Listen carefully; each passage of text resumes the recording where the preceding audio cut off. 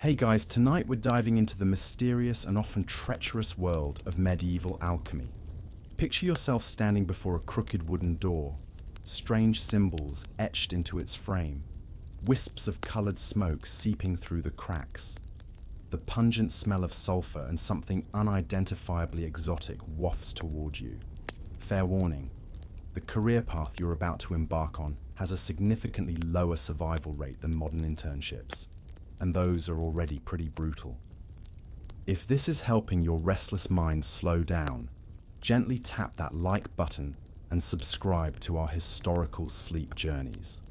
I invite you to share your location and local time in the comments so we can know where our community of dreamers is joining us from. Now, prepare your environment. Reduce the brightness of your room. Rest your eyes momentarily while taking 3 deep breaths. And let's gently navigate together through this narrative that will lead us to rest. You stand nervously at the threshold of Master Baldassarre's workshop, clutching the letter of introduction your father paid dearly to obtain. The year is 1382, and you're 14, old enough to begin an apprenticeship, young enough to still believe in possibilities. You've heard the whispers about alchemists. They're either charlatans or sorcerers, depending on whom you ask. Historians still argue whether medieval alchemists were the misunderstood founders of modern chemistry, or simply elaborate con artists preying on human greed and fear. The door creaks open before you knock. A man with wild grey hair and yellowed fingernails peers out, his bloodshot eyes narrowing as he examines you from head to toe. "Another one," he mutters, as if you're the latest in a long line of disappointments. "Well, come in before someone sees you." The interior is nothing like you imagined. Instead of an organized laboratory, you find yourself in what appears to be the aftermath of a siege by particularly vindictive invaders. Scrolls and parchments cover every surface. Strange glass vessels bubble and hiss over small flames, and the shelves are packed with jars containing things you're certain were never meant to be preserved. Is that a human hand floating in that green liquid? You decide not to ask. "Don't touch anything," Master Baldassarre barks as he shuffles between workbenches. "Half the items in this room could kill you in ways your simple mind couldn't comprehend." He says this casually, the way someone might mention it might rain later. Your first day involves no magical transformations, no philosopher's stone, no transmutation of lead into gold. Instead, you're handed a broom made from questionable materials and told to sweep. It seems innocent enough until you realize the dust makes your eyes water and your skin itch. "Don't breathe too deeply," your master advises. "About 20 minutes too late. That's residue from powdered basilisk." When you look alarmed, he chuckles. "Probably not a real basilisk." Probably. By midday, you're questioning your life choices. "The apprentice before you left suddenly," your master explains vaguely. "Creative differences," he says, looking at a particularly scorched section of ceiling. You later learn from the butcher's son that the previous apprentice reportedly grew scales and fled the town after drinking from the wrong beaker. You're almost certain this is just a rumor. Almost. Your sleeping quarters are revealed to be a small alcove behind the workshop, separated by a moldy curtain that does little to block the strange lights and disturbing sounds that continue through the night. Your bed is a straw pallet that scratches against your skin, and your blanket smells faintly of chemicals you can't identify. "Tomorrow," Master Baldassarre announces as he hands you a chunk of bread that's only slightly stale, "we begin your actual training. The first lesson is about recognizing ingredients without killing yourself in the process." He says this with the same enthusiasm someone might use to discuss the weather, and you realize with growing dread that he's not joking. That night, as you try to sleep amid the bubbling sounds and occasional flashes of light from the workshop, you wonder if becoming a simple farmer or baker might have been a wiser choice. But it's too late now. Your family has paid the apprenticeship fee, and in medieval society, contracts are binding. You're now officially an alchemist's apprentice, for better or worse. Mostly worse, you suspect. In the darkness, something scurries across your legs. You tell yourself it's just a mouse, though you're fairly certain mice don't usually have 6 legs or glow faintly in the dark.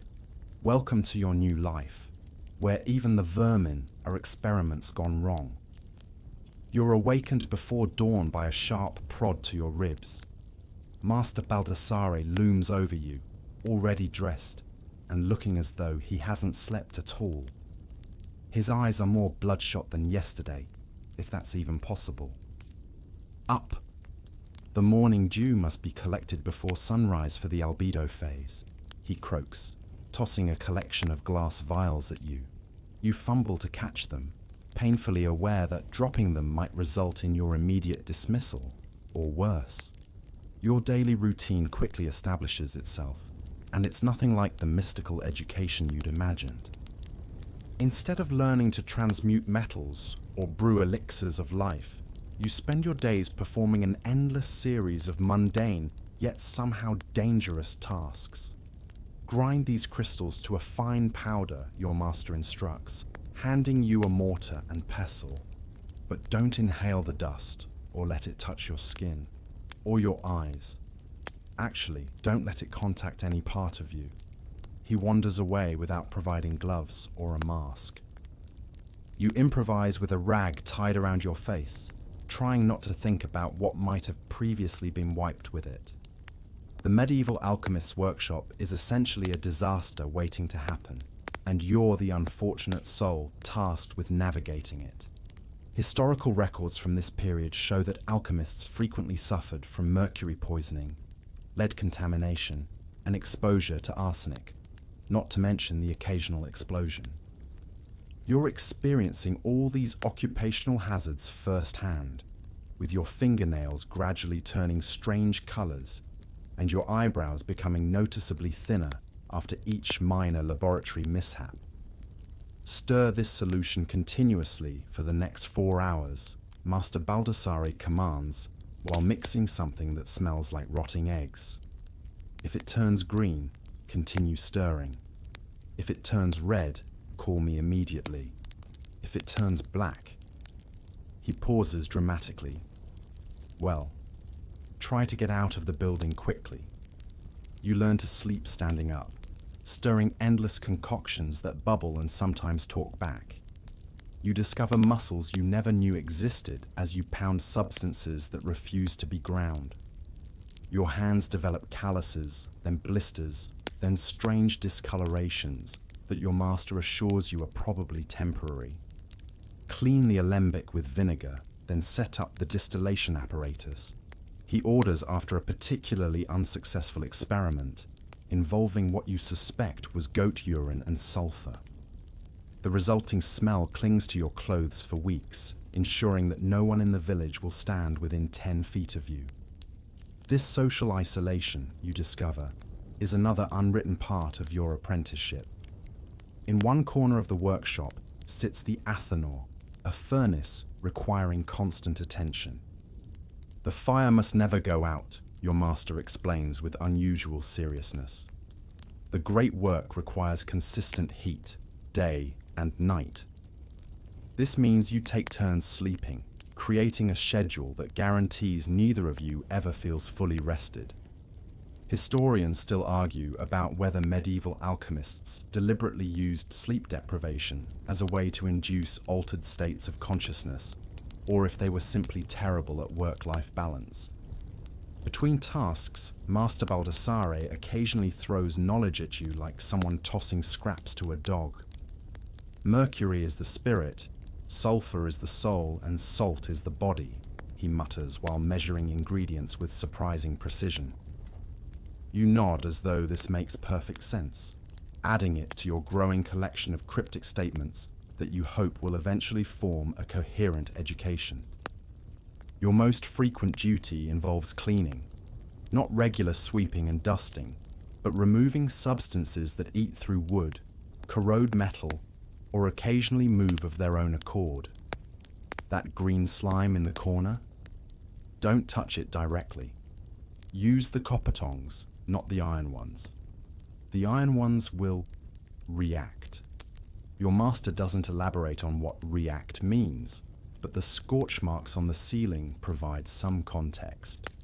The quintessence requires perfect vessels, he reminds you daily, which translates to you spending hours cleaning glassware with abrasive sand, careful not to break anything.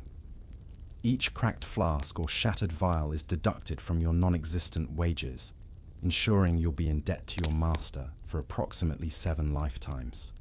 One quirky fact that most people don't realize is that medieval alchemists were also early recyclers, though not for environmental reasons. You spend hours collecting your master's urine in special containers, as it will later be used in various experiments. The philosopher's stone can be found in the most humble of materials, he explains, while handing you yet another collection vessel. You try not to think too deeply about this as you carefully store the days.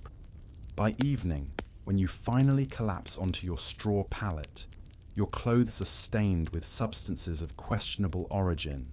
Your lungs burn from inhaling various fumes, and your hands tremble slightly, whether from exhaustion or low-level poisoning. You're not entirely sure. Tomorrow will be more interesting, Master Baldassare promises as he continues working by candlelight. We need fresh ingredients for the Magistery. The gleam in his eye makes your stomach tighten with dread. You've already learned that interesting in an alchemist's vocabulary rarely translates to pleasant or safe in anyone else's. As you drift into uneasy sleep, strange symbols and formulas dance behind your eyelids. You've been an apprentice for merely 2 days, and already you're beginning to think and dream like an alchemist. Whether this represents progress or the early stages of mercury-induced madness remains to be seen. You're shaken awake in the middle of the night. The workshop is illuminated only by moonlight filtering through the grimy windows and the ever-present glow of the Athanor. Master Baldassare stands over you, wearing a dark cloak and holding a similar one out to you. Get up. We need to collect ingredients while the moon is in the right phase, he whispers. Though there's no one else to hear, you stumble to your feet, still half asleep, and wrap the cloak around your shoulders. It smells of herbs and something metallic that might be blood. You decide not to ask. These midnight excursions quickly become a regular part of your apprenticeship. Medieval alchemy wasn't just about laboratory work. It required harvesting specific ingredients under particular astrological conditions. While modern chemistry can order purified reagents from suppliers, you must gather materials directly from their natural sources, often at the most inconvenient times possible.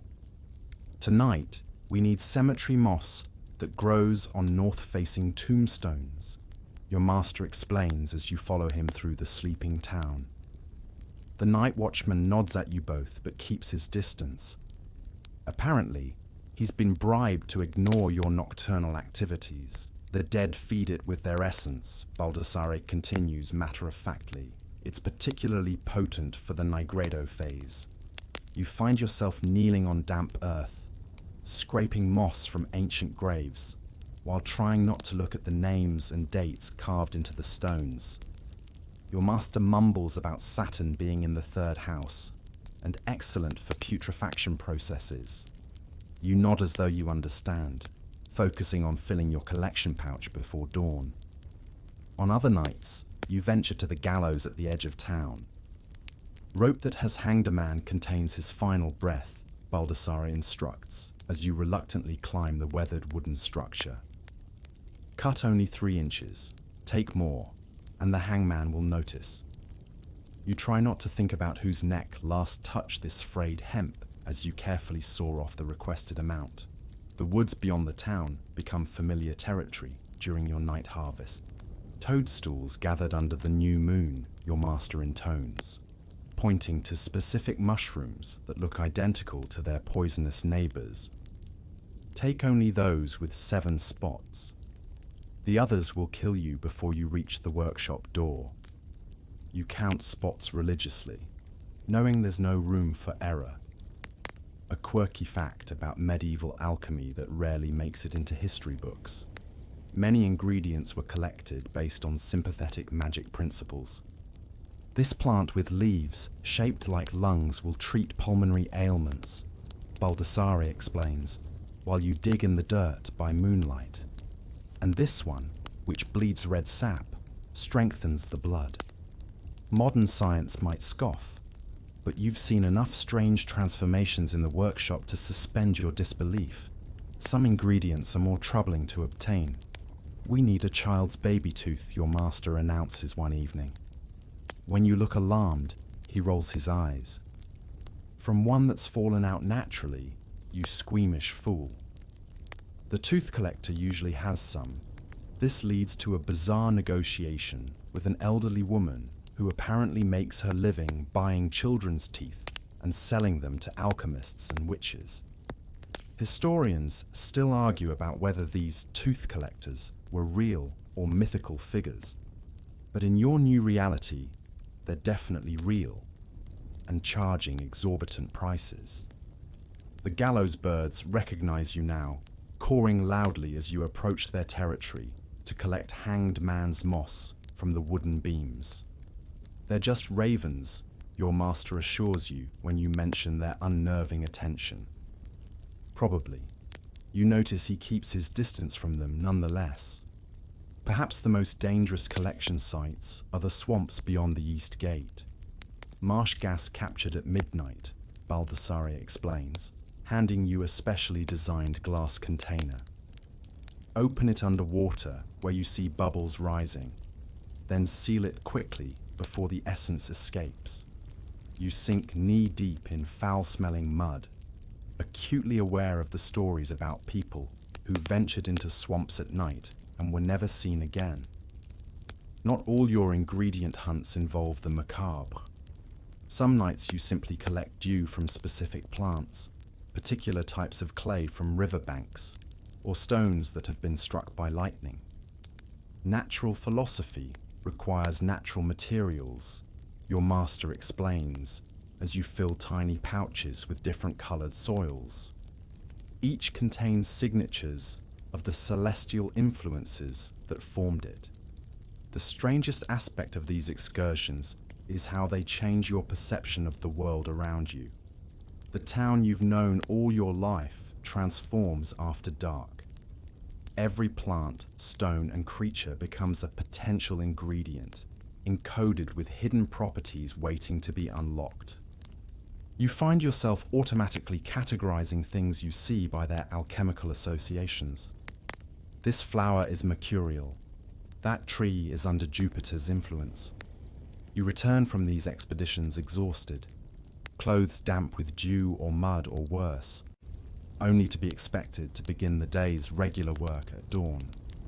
Sleep is for the uninitiated, Baldassare tells you when you can barely keep your eyes open while grinding minerals. The true adept learns to draw energy from the celestial influences around us.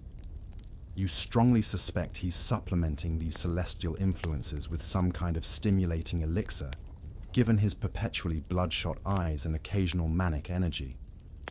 As you carefully store the night's harvests in appropriately labeled containers, some glass, some ceramic, some made of specific metals depending on the material's nature, you realize that your education has truly begun. You're learning to see the world through an alchemist's eyes, where everything contains hidden virtues waiting to be extracted and combined in the great work. Whether this represents wisdom or a particular form of madness is increasingly difficult to determine. Your mornings now involve cataloguing the previous night's collections, which introduces you to the truly terrifying inventory of an alchemist's workshop. Master Baldassare's laboratory contains substances that would make modern chemists reach for hazmat suits and evacuation protocols. This shelf contains the mineral preparations, your master explains, pointing to rows of labeled jars. Mercury, in various states of purification: antimony, arsenic, cinnabar, and orpiment. He handles the containers with surprising casualness, considering each one contains enough poison to depopulate a small village. You note with alarm that several have corroded through their stoppers, leaking faintly coloured powders onto the wooden shelves. Is that safe? You venture to ask, immediately regretting the question when your master gives you a pitying look.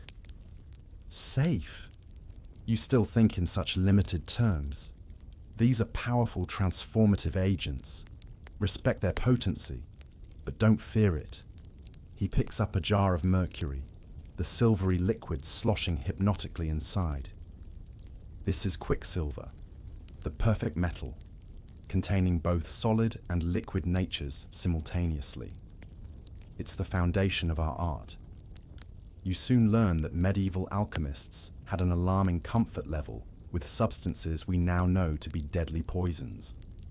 Historical records show that many practitioners suffered from chronic mercury and lead poisoning, their mental deterioration documented in increasingly erratic writings. Your master's occasional tremors and mood swings make considerably more sense in this context. The next shelf contains organic materials, a collection that would give nightmares to anyone with a sensitive constitution. Powdered mummy, genuine Egyptian, not the inferior European variety, Baldassare says proudly, showing you a jar of dark powder. Viper's venom collected during the dog days of summer. Oil of scorpion, extract of toad, badger's gallstone. Each container is more disturbing than the last.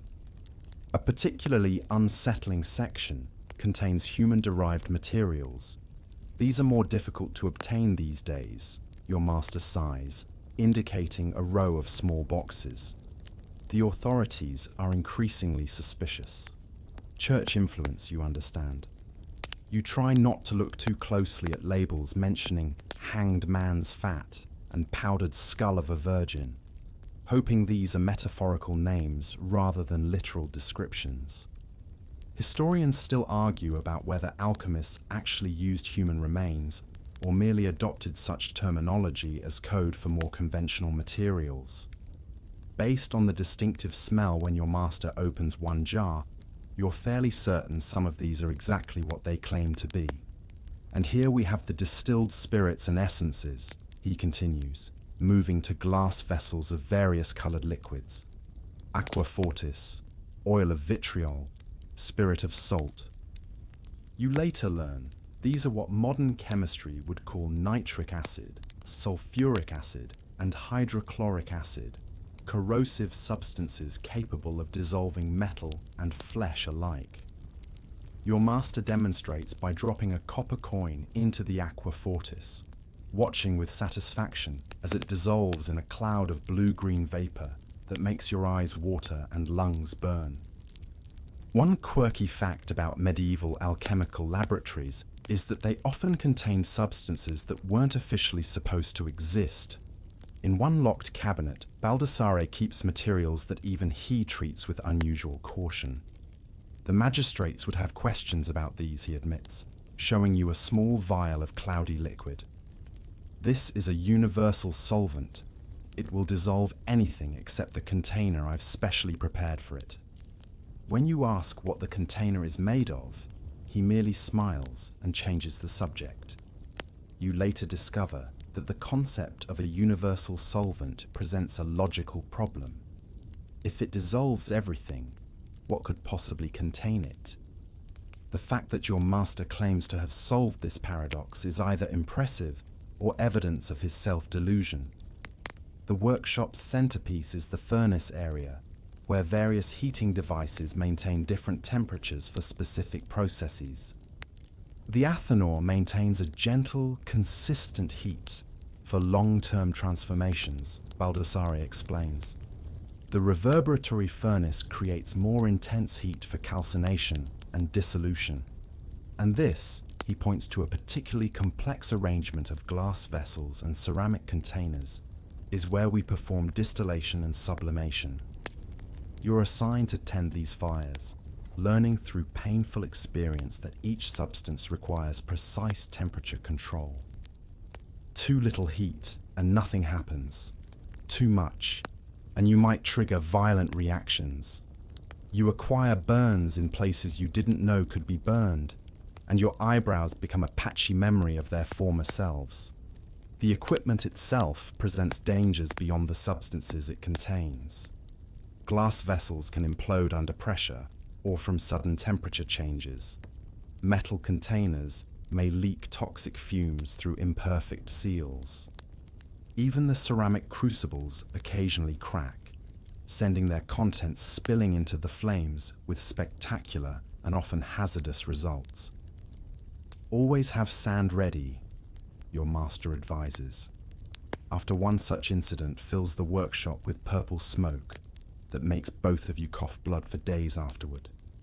It's the safest way to smother chemical fires.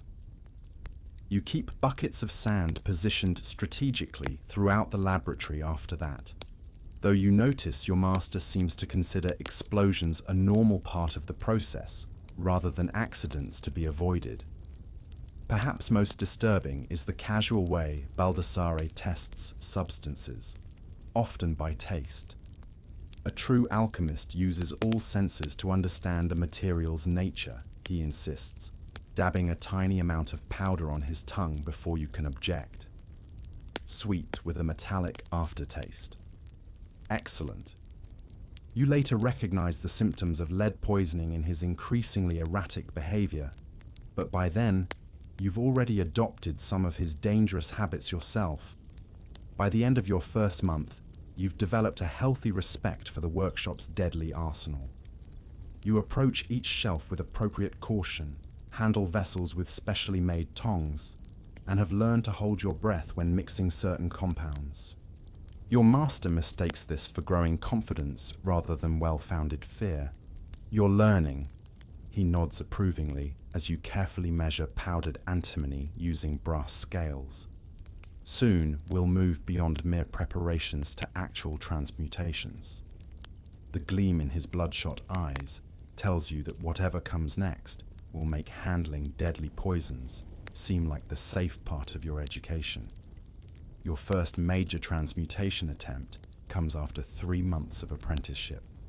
By now, your hands are permanently stained various colors. You've lost feeling in 2 fingertips, and you've grown accustomed to the constant metallic taste in your mouth. Master Baldassare declares you ready to attempt a simple conversion of base material toward nobility. We'll transmute copper into silver, he announces one morning, setting out the necessary equipment with unusual care. Not complete transmutation that requires the stone itself, but an elevation of copper's essence towards silver's nature. You spend days preparing, purifying copper filings through repeated washings, calcinations, and dissolutions. Your master supervises each step with critical attention, occasionally snatching tools from your hands to demonstrate the correct technique. Too rough. The material must be treated with respect if it is to evolve. Historical records show that alchemists often did produce silver-like metals from copper, not through actual transmutation, but by creating alloys or coating copper with arsenic compounds to produce a whitish metal. Whether your master knows he's performing clever metallurgy rather than actual transmutation is unclear, even to him. The line between chemistry and mysticism blurs constantly in your work. The final process involves heating the prepared copper with powdered arsenic in a sealed vessel, creating a reaction that fills the workshop with toxic fumes. Breathe shallowly, your master advises. Far too late as the acrid smoke burns your lungs. The arsenical vapors are an unfortunate necessity. Hours later, when the crucible is broken open, a silvery metal does indeed rest within. Master Baldassare's eyes light up with triumph. See, the copper ascends towards silver's nature. He tests the material, which passes several of his examinations for silver-like properties. Your moment of shared achievement lasts exactly 3 days, until you notice your master secretly adding the transmuted metal to a much larger quantity of actual silver before selling it to a merchant. The realization that your work might be part of an elaborate fraud dawns slowly, along with the uncomfortable understanding that the line between alchemical research and counterfeiting is treacherously thin. Not all experiments achieve even this level of questionable success. More often, your carefully executed procedures result in disappointing failures or dangerous accidents.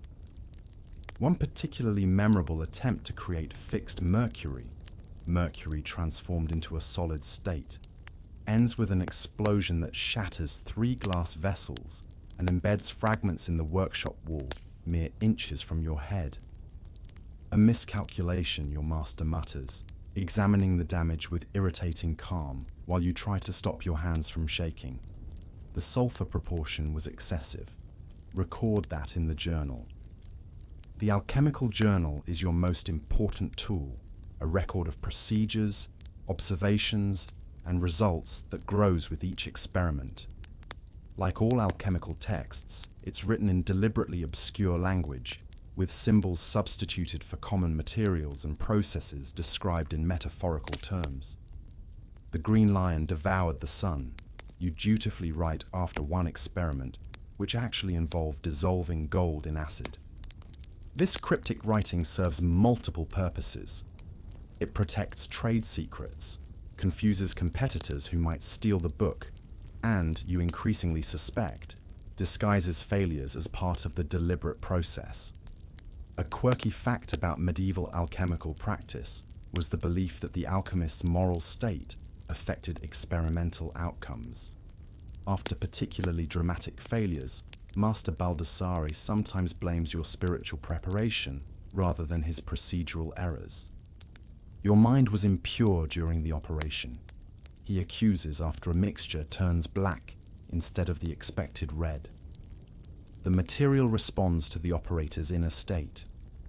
This leads to bizarre purification rituals before important work, fasting, prayer, specific bathing procedures, and once memorably, standing in a circle of candles reciting Latin verses for an hour before being allowed to touch the equipment. You comply, though you notice your master's own moral purifications often involve drinking suspicious elixirs that leave him even more wild-eyed than usual. The consequences of failed experiments extend beyond disappointment. When working for paying clients, usually nobility-seeking gold, physicians requesting medicines, or merchants wanting metallurgical advantages, failure can mean lost income or worse. After one particularly expensive failure involving materials provided by a local lord, Master Baldassare hurriedly packs essential equipment and disappears for 2 weeks, leaving you to face the angry client alone. You survive by demonstrating a minor but impressive-looking reaction that convinces the lord that progress is being made, despite setbacks. Quick thinking, your master acknowledges upon his return after the danger has passed. The appearance of wisdom is often as valuable as wisdom itself in our profession. This lesson, that showmanship sometimes matters more than actual results, becomes increasingly central to your education. Not all failures are total losses. Historians still argue about how many significant discoveries came from alchemical accidents, rather than deliberate procedures. When one attempt to create an elixir of longevity instead produces a violet dye of unusual permanence, your master quickly pivots, packaging the substance as royal purple and selling it to a textile merchant for a considerable sum. Adaptability is the true philosopher's stone, he tells you, counting the money. It transmutes disaster into opportunity. By your 6th month, you've developed an instinct for when experiments are taking dangerous turns. The subtle change in a bubbling liquid's sound, the particular quality of smoke, or the specific odor that precedes violent reactions. These warnings become second nature. You learn to dive for cover at the first sign of trouble, sometimes tackling your less perceptive master out of harm's way seconds before explosions that leave craterous holes in the work table. Your failures gradually become less catastrophic and your successes more reproducible. The silvery alloy that once took weeks to create now requires only days. Your distillations yield purer products with fewer stages. Master Baldassare notices these improvements and responds by assigning increasingly complex and dangerous tasks, ensuring that your confidence never quite catches up to your competence. Tomorrow, he announces as you clean up the debris from today's partial success, we attempt to fix the volatile spirit of Mercury into solid form. Prepare the strongest vessel we have. Given that the last 3 vessels shattered during similar attempts, you spend the evening reinforcing a glass flask with wire bindings, saying a silent prayer to whichever saint might protect foolish apprentices from their own master's ambitions.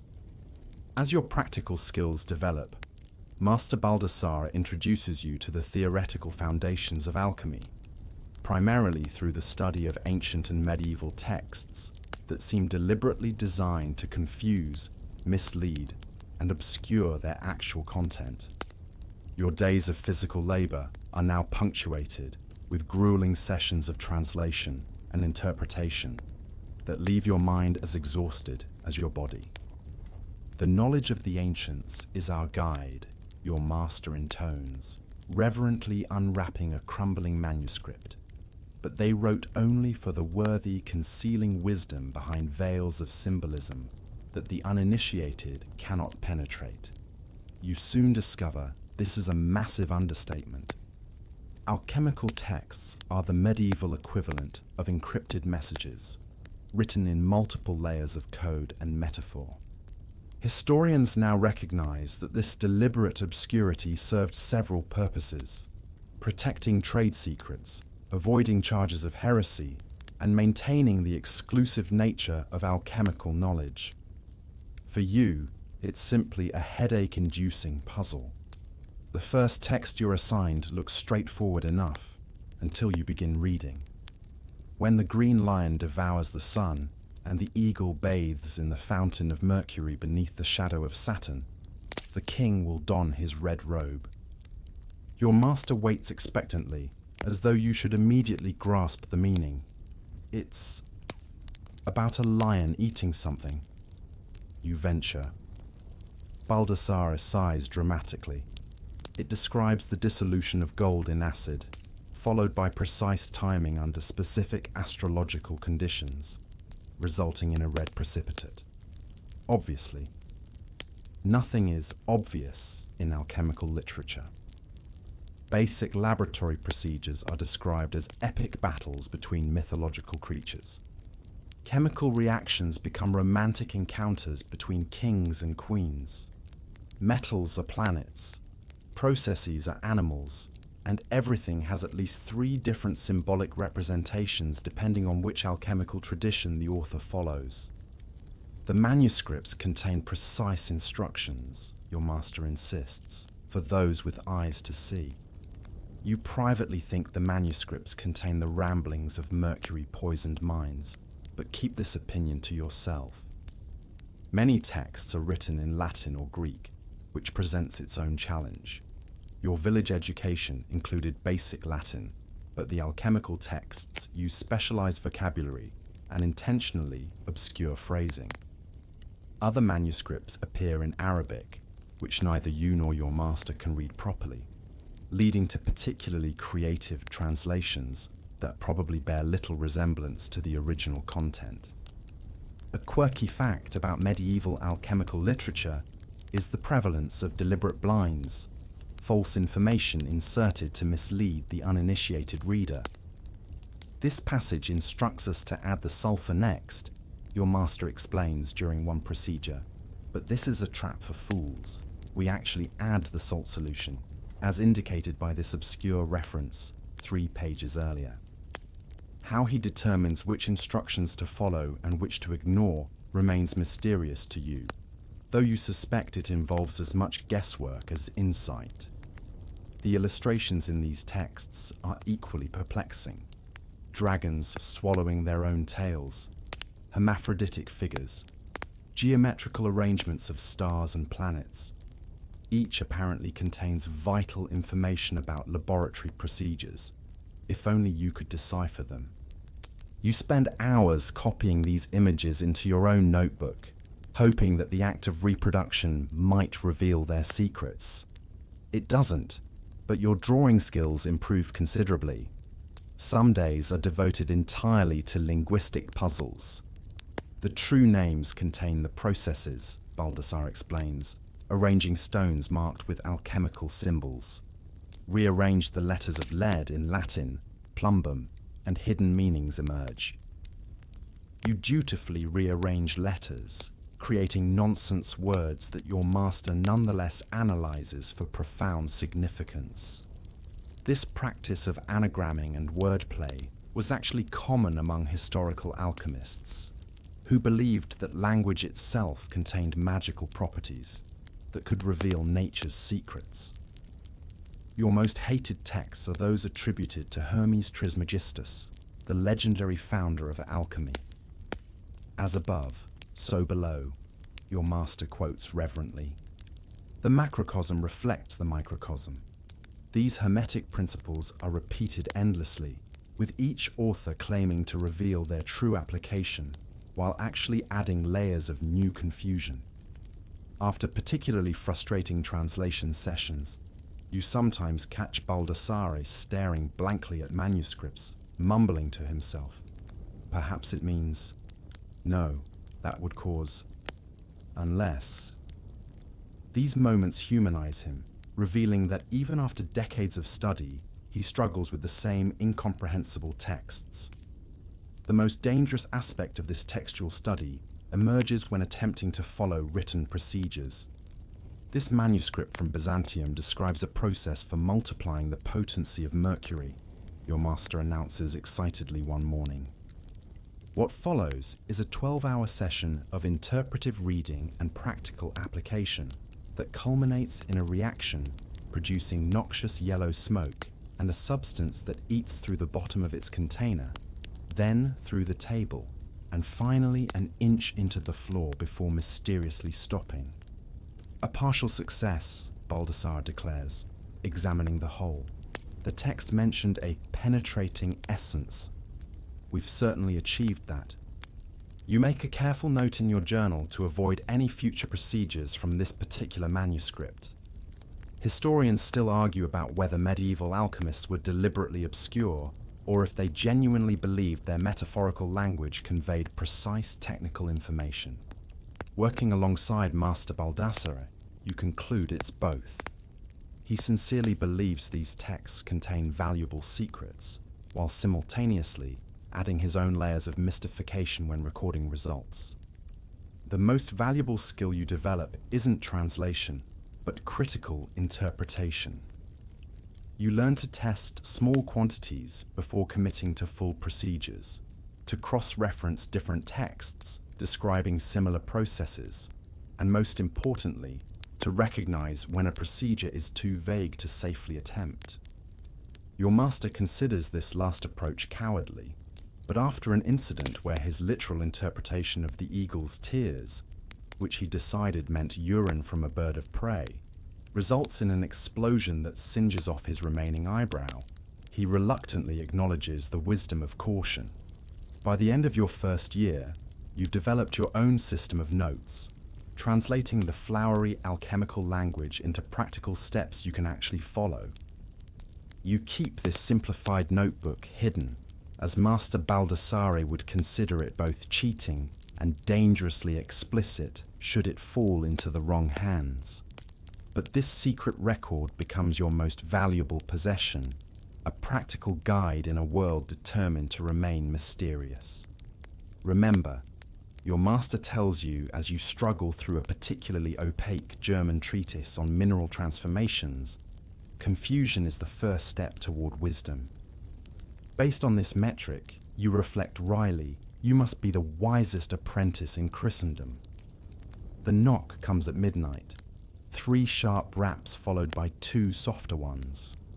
Master Baldassare, who has been unusually tense all evening, immediately extinguishes all but 1 candle and motions for you to hide the manuscript you've been studying.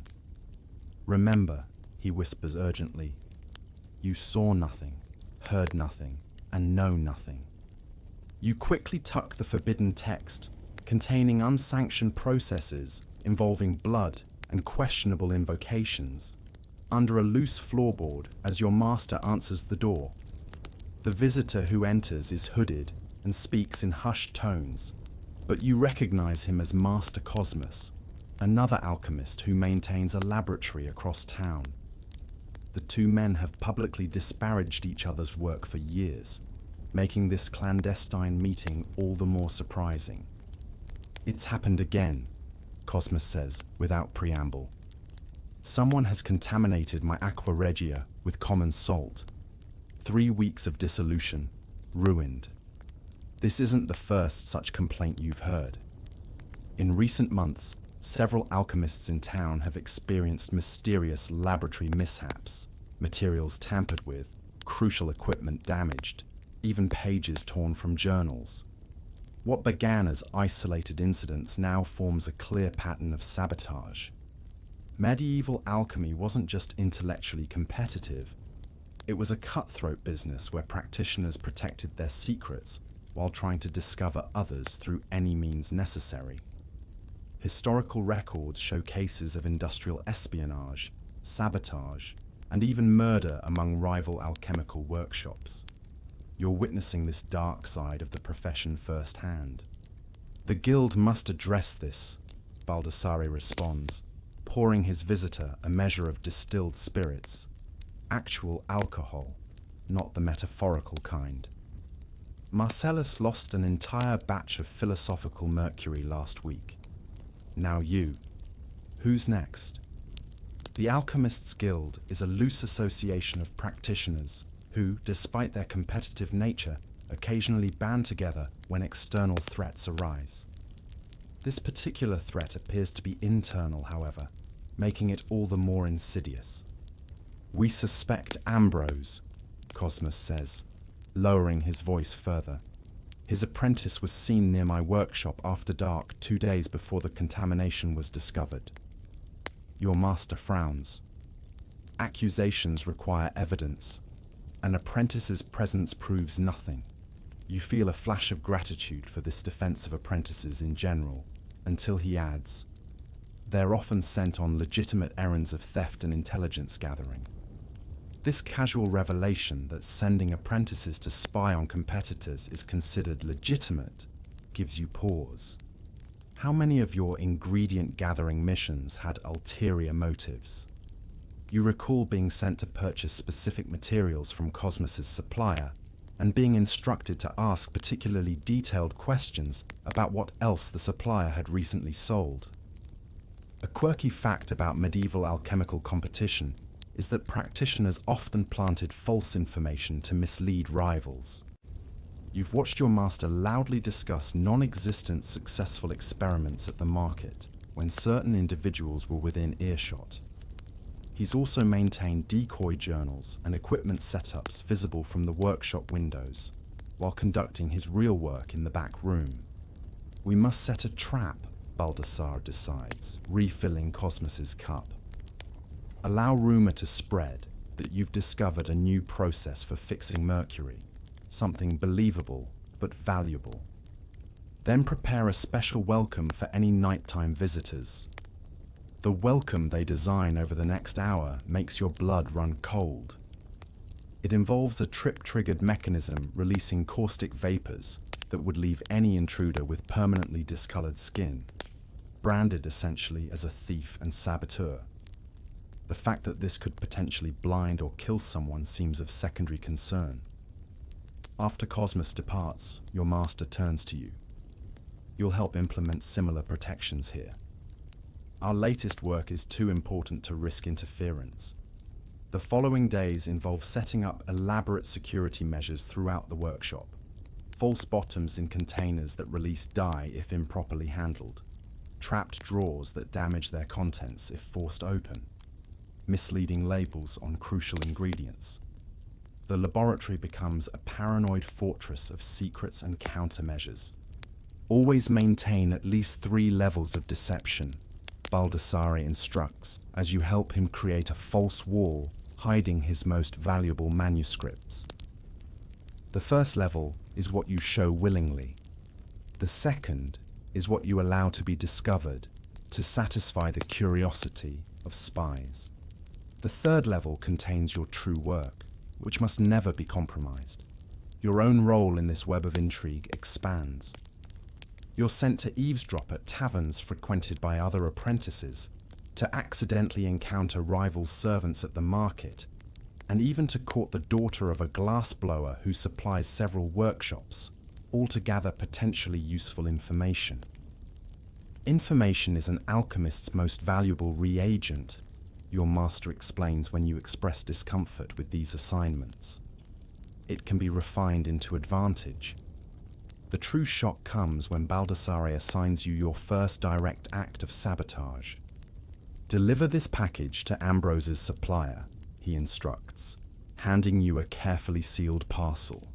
It contains a mineral sample he supposedly requested for analysis. Ensure it's added to his regular order. The innocuous-looking powder, you later learn, will contaminate certain alchemical processes, causing unpredictable reactions and potentially dangerous failures. Nothing deadly. Your master isn't quite that ruthless, but certainly disruptive enough to set a rival's work back by weeks. I don't. You begin, but Baldassare cuts you off. This isn't a request. This is your duty as my apprentice. Ambrose would do the same, has done the same, to us. His expression hardens. Unless you'd prefer to seek apprenticeship elsewhere. I hear the tanner is looking for help. The stench never quite washes off, they say. The threat is clear. In medieval society, an apprenticeship contract is binding, and breaking it without your master's consent would make you unemployable in any respectable trade. You deliver the package, hating yourself, but seeing no alternative. The sabotage war escalates over the following months. A poisoned cat is found in Cosmos's workshop. Someone breaks into Baldassare's storage room and replaces expensive imported sulfur with common yellow sand. Ambrose's apprentice suffers mysterious burns. Your master's prized alembic, imported from Venice at great expense, is found shattered one morning. Throughout this toxic competition, actual alchemical work continues. Ironically, some of Baldassare's most innovative techniques develop as responses to sabotage, new methods of purification to detect contamination, alternative processes when expected, materials are compromised, more efficient approaches born of necessity. Historians still argue about how much alchemical innovation was driven by such cutthroat competition, rather than pure scientific curiosity. From your perspective inside this war of attrition, it's clear that both factors are inextricably linked. The desire for knowledge and the desire to triumph over rivals feeding each other in a dangerous cycle. Remember, your master tells you one evening after discovering that someone has subtly altered the markings on his scales, potentially ruining weeks of careful measurements. In alchemy, as in nature, conflict breeds transformation. We are being tested, refined, purified through these trials. You nod dutifully, but can't help wondering if there might be less hazardous paths to alchemical enlightenment. Ones that don't involve poisoned cats, deliberate sabotage, and the constant fear of what new attack might come with tomorrow's dawn. The banging on the workshop door comes shortly after prime, the early morning church bells still reverberating through the town. Master Baldassare freezes mid-instruction, his face paling beneath its perpetual chemical stains. You recognize that look. It's the same expression he wore when the furnace exploded last month, a mixture of fear and resignation. Hide, The antimony preparations, he hisses, already moving to conceal certain manuscripts. And for God's sake, put that book under the floorboards. You scramble to obey, your heart pounding as you shove the forbidden text, a controversial Arabic treatise on metallic transformations, into its hiding place. The knocking grows more insistent. Coming, coming! Your master calls, his voice artificially bright as he straightens his robes and plasters on a servile smile. When he finally opens the door, you understand his anxiety. Standing on the threshold are two Dominican friars, their white habits immaculate against the perpetual grime of the alchemical workshop. Behind them looms a town official, his chain of office glinting in the morning light. This is not a social call. Master Baldassare, the elder friar intones, we come on behalf of the bishop to inspect your workshop and inquire about certain practices reported to our attention. These ecclesiastical inspections were a constant threat to medieval alchemists. Historical records show that the church maintained an ambivalent relationship with alchemy, sometimes tolerating it as natural philosophy, other times condemning it as dangerously close to sorcery. The line between acceptable investigation of God's creation and forbidden tampering with nature's divine order was thin and constantly shifting. Of course, Brother Thomas, what a blessed surprise, your master responds, bowing deeply. My humble workshop is open to the church's wisdom, as always. What follows is an excruciating examination of every aspect of your operations. The friars move methodically through the laboratory, opening containers, examining equipment, and questioning every unusual apparatus. Your master provides carefully rehearsed explanations, emphasizing medicinal applications and downplaying any processes that might suggest transmutation or other suspect aims. This device merely concentrates the healing virtues of herbs for treating fever, he explains, as Brother Thomas examines the elaborate distillation apparatus that, just yesterday, was being used to create a substance Baldassare claimed could awaken the generative power in barren metals. You follow silently, carefully controlling your expression as your master transforms potentially damning equipment into innocent tools through sheer verbal dexterity. The alembic used for creating philosophical mercury becomes a purification vessel for preparing digestive remedies. The carefully graded furnaces are necessary for preparing different strengths of medicine. Every explanation sounds plausible if one doesn't look too closely at the actual substances being processed. A quirky fact about medieval alchemical inspections is that they often focused more on text than on actual laboratory practices.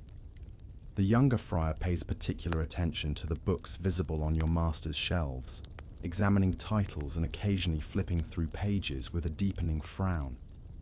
You possess works by Albertus Magnus, he notes, holding up a bound manuscript. Only his approved writings on minerals and their medicinal properties, brother, Baldassare quickly clarifies. His observations on God's creation are most illuminating for preparing proper remedies.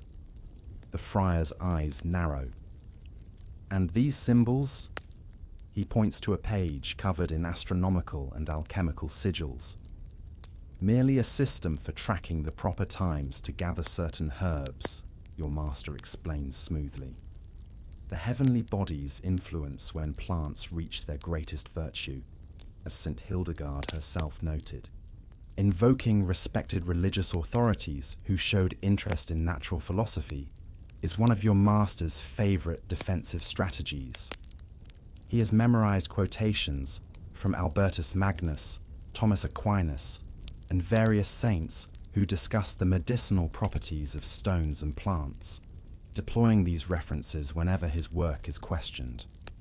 The most dangerous moment comes when Brother Thomas discovers a text partially hidden behind larger volumes.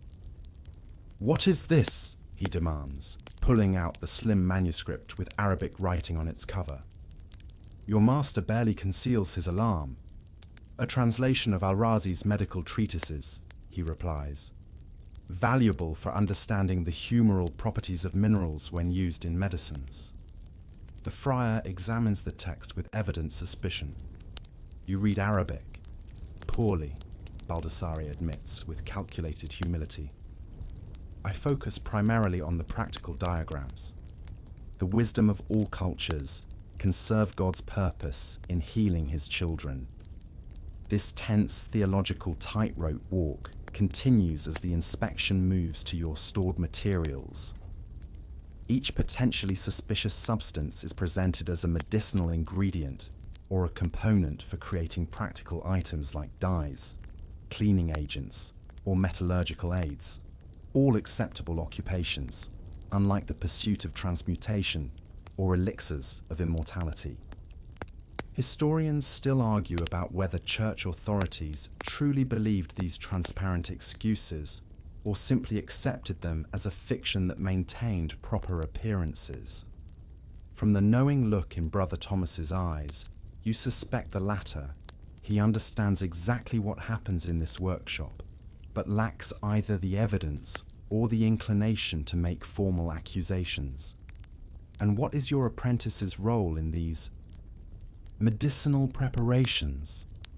The friar asks, turning his attention to you for the first time. Before you can respond, Baldassare interjects. He assists with basic tasks only, brother. Grinding materials, maintaining proper temperatures, copying simple text for practice.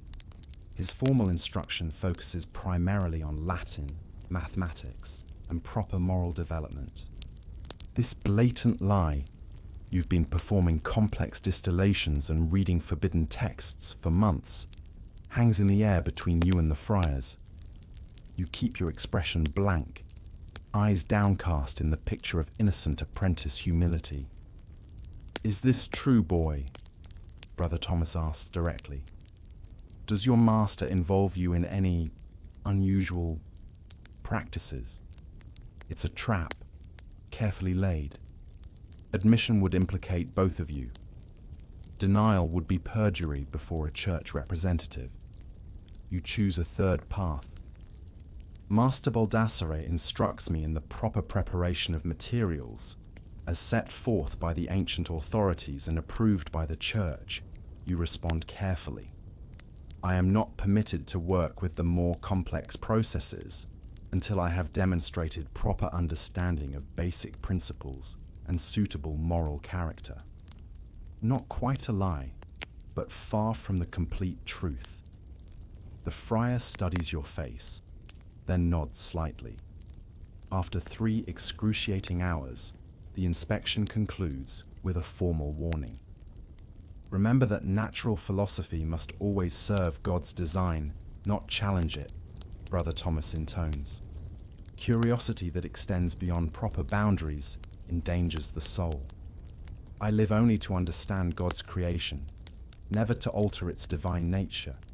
Your master responds with appropriate humility. Once they depart, Baldassare collapses onto a stool, pouring himself a generous measure of strong spirits. That was closer than last time. Someone has been talking. Probably Ambrose's apprentice, trying to curry favor with the bishop. The aftermath of these inspections always follows the same pattern. A day of performative piety and conventional work, followed by a gradual return to the more questionable experiments, though now conducted with greater secrecy. The forbidden books remain hidden under the floorboards for weeks. Certain substances are processed only after dark, and Baldassare speaks in even more coded language than usual. The incident reminds us that our great work must balance between worlds, he tells you soberly. We walk the knife's edge between divine revelation and forbidden knowledge. Remember that, boy. You nod, understanding that this philosophical-sounding advice has a practical application. Learn to lie convincingly to authorities while pursuing the truth through whatever means necessary. It's perhaps the most valuable alchemical skill of all, the ability to transmute suspicion into trust through the careful application of words. Your master's mood has been darkening for weeks, his already limited patience evaporating like mercury over flame.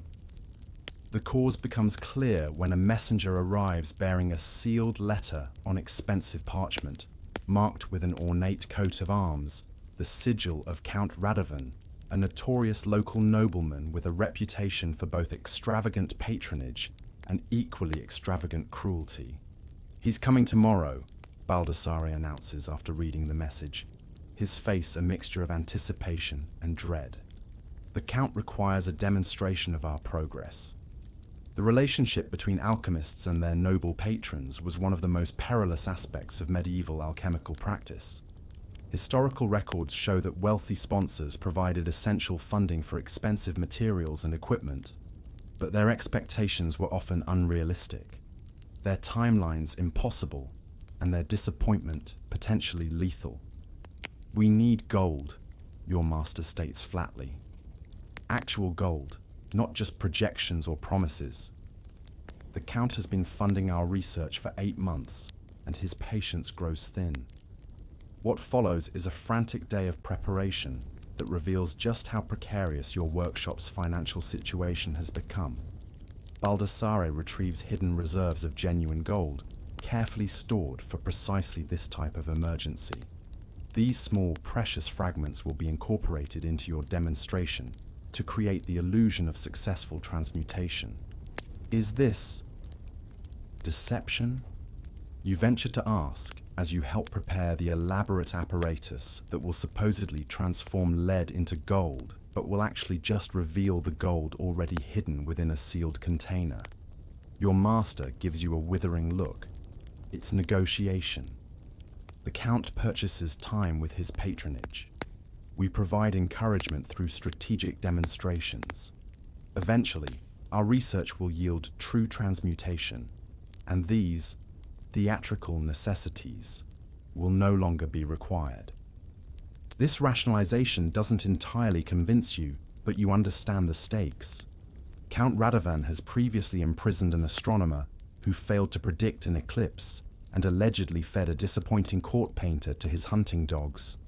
Alchemists who fail to deliver on promises of gold face consequences far worse than mere poverty. The Count arrives with an entourage that fills your modest workshop to bursting. He's younger than you expected, dressed in imported silks and weighted with enough jewels to fund your entire laboratory for years. His smile doesn't reach his cold, assessing eyes. "Master Baldassare," he drawls, glancing around the laboratory with barely concealed disdain. "I trust the considerable resources I've provided have advanced your great work substantially." "Indeed, my lord." Your master responds with a bow so deep it nearly qualifies as prostration. "We have made remarkable progress in elevating base metals toward nobility." A quirky fact about medieval patronage relationships is that they often involved elaborate codes and signals between alchemists and their sponsors. As Baldassare guides the Count through a carefully choreographed explanation of your research, he incorporates subtle gestures toward you that indicate which prepared substances to add to the crucible at specific moments. You follow these signals flawlessly, having rehearsed this performance repeatedly over the past day. The actual demonstration is a masterpiece of misdirection. While explaining the philosophical principles of transmutation at excessive length, your master performs a series of impressive-looking but largely irrelevant procedures. Colorful flame effects, dramatic smoke productions, and solutions changing color capture the Count's attention, while you secretly prepare the crucial final step, a container with a false bottom that will reveal the planted gold when the appropriate chemical dissolves the divider. Observe, my lord, as the lead ascends to golden perfection through our philosophical process. Baldassare announces grandly as the reaction reaches its climax. On cue, you add the final catalyst, and moments later, genuine gold appears in the vessel, glittering among the chemical residue. Count Radovan's eyes widen with naked greed. "Extraordinary," he breathes, reaching for the small nuggets. "And the quantity can be increased? With proper materials and time, certainly," your master assures him. What you witness is merely the first successful transformation on a small scale. Larger operations require additional rare ingredients and more precise equipment. What follows is a negotiation that makes you understand why successful alchemists needed to be equal parts scientist, performer, and diplomat. The Count wants immediate, larger-scale production. Baldassare insists that rushing the process would risk losing the delicate knowledge they've gained. The nobleman demands the formula. Your master explains that the process requires the practitioner's accumulated wisdom that cannot be simply written down. Each wants something the other is unwilling to provide: immediate gold versus long-term funding.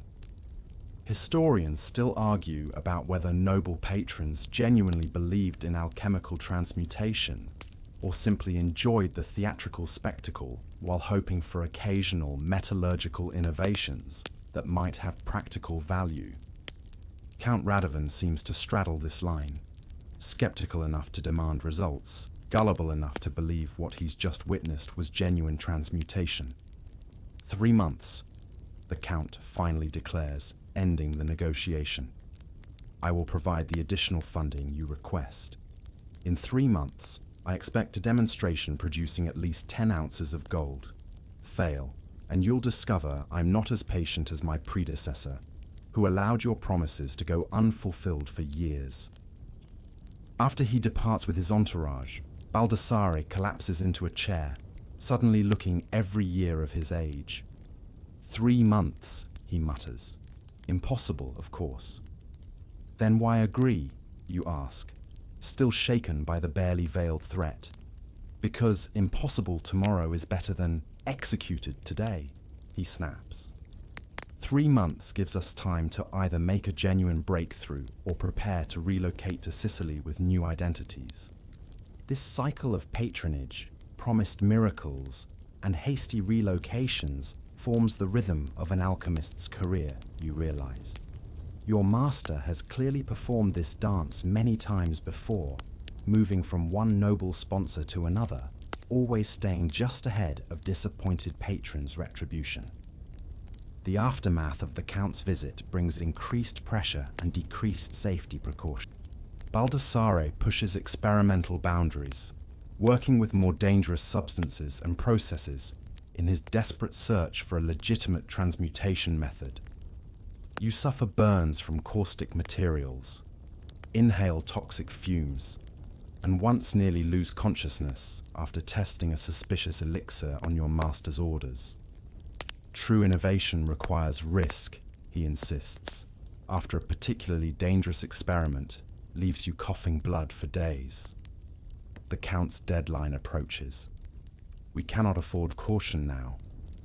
The most disturbing development is Baldassare's growing obsession with a specific manuscript, a text supposedly written by an Arab alchemist claiming successful transmutation through a process involving antimony, mercury, and human blood.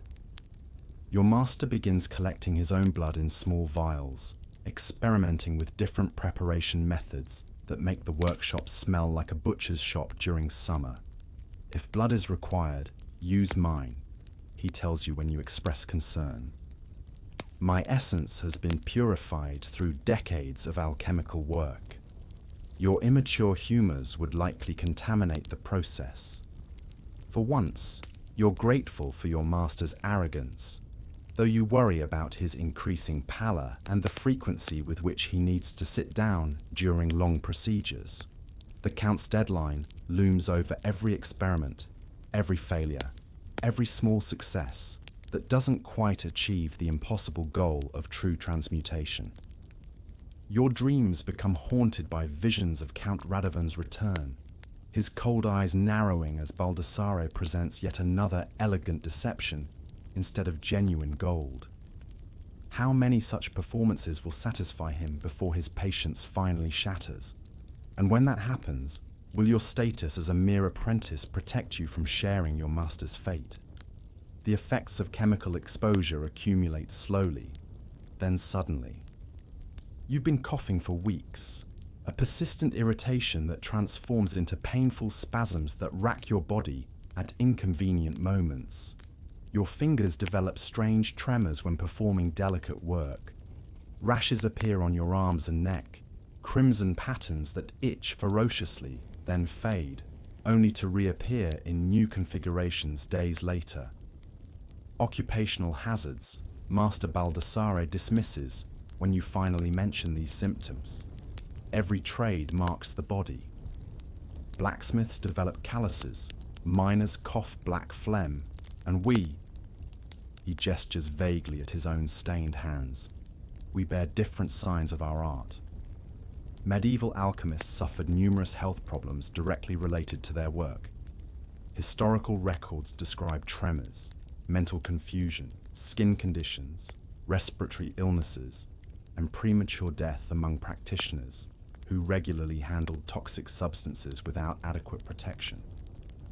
You're experiencing this occupational heritage firsthand, your body becoming a ledger of chemical interactions.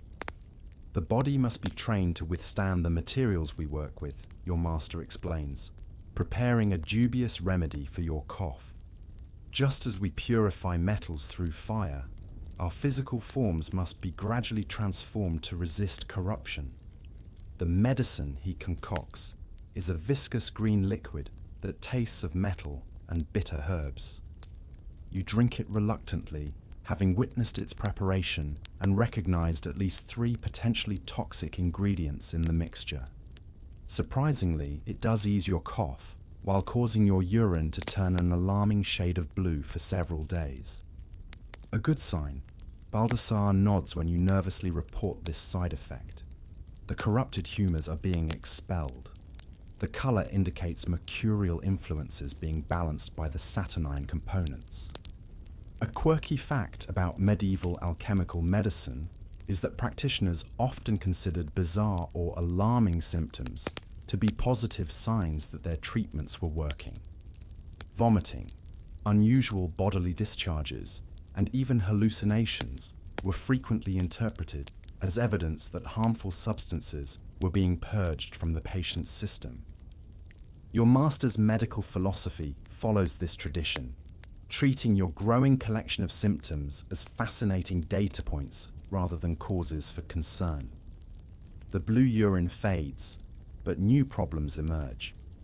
Your teeth develop a greyish tinge, and occasionally when working with certain vapors, your vision blurs and the workshop seems to waver around you, objects leaving trails of light as they move. You begin to experience vivid dreams where metals speak to you in cryptic riddles, waking with fragments of strange formulas that dissolve into nonsense in the light of day. Mercury affects the mind, Baldassare explains when you describe these episodes. It's the messenger between worlds, the transformer. Some disorientation is expected, as your perception expands beyond ordinary limitations. What he doesn't say, but what becomes increasingly obvious, is that he experiences similar symptoms himself, only more severe. His hands shake constantly now, unless he's performing delicate work, when some reserve of concentration steadies them temporarily. He talks to himself in Latin and Greek, apparently unaware he's speaking aloud. Sometimes he forgets instructions he gave you only hours earlier, becoming furious when you follow orders he doesn't remember providing. The most alarming incident occurs when you find him one morning staring fixedly at a blank wall, conversing animatedly with someone who isn't there. Yes, the antimony must be purified 7 times. I understand, he insists to the empty air. But the celestial timing is crucial. When you gently interrupt, he blinks rapidly and looks at you with momentary confusion. No matter. Record this formula immediately before it fades. He dictates a complex procedure involving materials you don't possess and processes that seem physically impossible. You write it down anyway, adding it to the growing collection of increasingly erratic instructions. Historians still argue about how much alchemical innovation resulted from mercury-induced hallucinations versus systematic experimentation. From your perspective, the line between inspiration and poisoning has become impossibly blurred. Your master's most brilliant insights and his most deranged fantasies now arrive through the same mercurial pathway, and distinguishing between them falls increasingly to you. Try these herbs, suggests the apothecary's wife, when you surreptitiously describe some of your symptoms while purchasing materials. They won't cure the damage, but they may slow its progress. She gives you a knowing look. My father was an alchemist. He died babbling about golden birds and silver trees, his mind consumed by the very substances he sought to master. The herbal mixture helps somewhat, clearing your thinking and reducing the frequency of the tremors. You begin taking careful precautions your master considers unnecessary, holding your breath when working with volatile substances, washing your hands obsessively, creating improvised masks from cloth soaked in vinegar. Baldassare mocks these measures as the timidity of the uninitiated, even as his own symptoms worsen. The body's resistance is part of the great work, he insists. As we transform materials, we ourselves are transformed. This transformation becomes horrifyingly apparent when he smiles during a rare moment of good humor, revealing blackened gums and loosening teeth. Mercury poisoning is claiming him piece by piece, his body paying the price for decades of alchemical pursuit. Yet he continues, driven by the Count's deadline and his own obsession with achieving transmutation before the end. The remedies for poisoning are often as dangerous as the causes. When your vision begins to blur alarmingly, Baldassare prepares a cleansing agent involving antimony compounds that induce violent vomiting and diarrhea for 2 days. You emerge weakened, but with somewhat improved eyesight, uncertain whether the treatment helped or your symptoms would have naturally subsided. For his own increasing tremors, your master self-administers a tincture containing small amounts of lead, temporarily steadying his hands while undoubtedly causing further long-term damage. A calculated exchange, he explains. One poison balances another. This is alchemy of the body, transforming harmful influences into temporary harmony. The most disturbing treatments involve the workshop's resident vermin. Medieval alchemy sometimes incorporated bizarre testing methods, and Baldassare follows this tradition by using mice to gauge the toxicity of new compounds. Before testing potentially beneficial medicines on himself or you, he administers minute amounts to captured mice, observing their reactions with clinical detachment. This one shows promise, he declares, after a mouse given a golden liquid remains surprisingly energetic instead of convulsing. It appears to counteract mercurial trembling without excessive stupefaction. The resulting medicine does indeed reduce your shaking hands, though it causes peculiar yellow rings to appear around your pupils for several days. As your second year of apprenticeship progresses, you develop an instinctive taxonomy of poisoning symptoms and their likely causes. The metallic taste that appears after working with mercury compounds, the distinctive headache that follows antimony exposure, the particular quality of nausea that indicates arsenic contamination. These bodily warnings become as familiar as hunger or thirst, simply part of your daily experience. You're adapting well, Baldassare notes with approval, when you continue working through a coughing fit without interruption. The weak are quickly eliminated from our art. Those who survive the initial transformations often develop remarkable resilience. You're not certain resilience is the right word for your growing collection of chronic symptoms, but you've noticed something interesting. Your master is correct that certain exposures affect you less severely than they once did. Whether this represents actual physical adaptation or simply your increasing skill at minimizing contact with harmful substances is unclear. On particularly bad days, when your vision swims with halos and your hands shake too badly to measure ingredients, you wonder whether any alchemical discovery could be worth this systematic self-destruction. Then you look at your master, brilliant despite his deterioration, pursuing knowledge even as it devours him, and understand that for him, at least, the question was answered long ago. The path to enlightenment requires sacrifice, Baldassare tells you one evening, his yellowed eyes fever bright as he examines a partially successful experiment. Our bodies are merely vessels for the greater transformation of understanding. They can be expended in service to the great work. You nod dutifully, while silently resolving to find less destructive methods for your own alchemical pursuits, assuming you survive your apprenticeship with enough of your health intact to continue. The lunar conjunction approaches, Master Baldassare announces one evening, consulting an astronomical chart with unusual intensity. We must prepare for a 3-day vigil at the Athanor. You suppress a groan.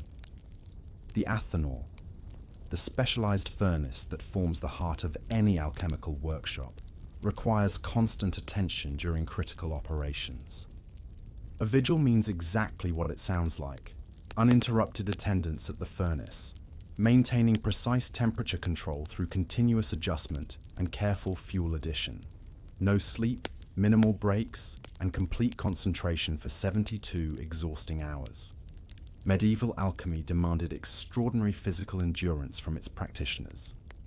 Historical texts describe operations requiring weeks of continuous observation, with practitioners working in shifts or simply foregoing sleep altogether during crucial phases. The reasoning combined practical necessity. Certain chemical reactions require consistent conditions, with philosophical beliefs about the alchemist's focused consciousness influencing the transformation itself. We begin at midnight, your master declares, already gathering the materials for the complex preparation you'll be monitoring. The vessel must be sealed before the moon enters the 10th house, and the first stage of heating must commence precisely as the conjunction forms. The preparation itself takes hours. You grind specialized minerals to specific textures, prepare solutions of exacting concentrations, and carefully layer materials in a sealed glass vessel according to your master's increasingly agitated instructions. The materials include powdered antimony, purified mercury, iron filings prepared through 17 previous operations, and a small amount of the mysterious blood preparation Baldassare has been developing for months. A quirky fact about medieval alchemical operations is the emphasis on precise timing and astronomical conditions. Practitioners genuinely believed that celestial alignments influenced terrestrial matter, making certain operations possible only during specific astronomical windows. Your master consults his charts obsessively, recalculating positions and muttering about unfortunate aspects and favorable trines as the critical moment approaches. There, he declares as the final seal is applied to the glass vessel, now we commit our philosophical child to the womb of the Athanor, where it will gestate under our watchful care.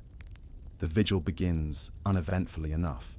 You take the first active shift, carefully maintaining the furnace at what Baldassare calls the heat of rotting dung, a moderate temperature that causes the materials to slowly interact without violent reaction.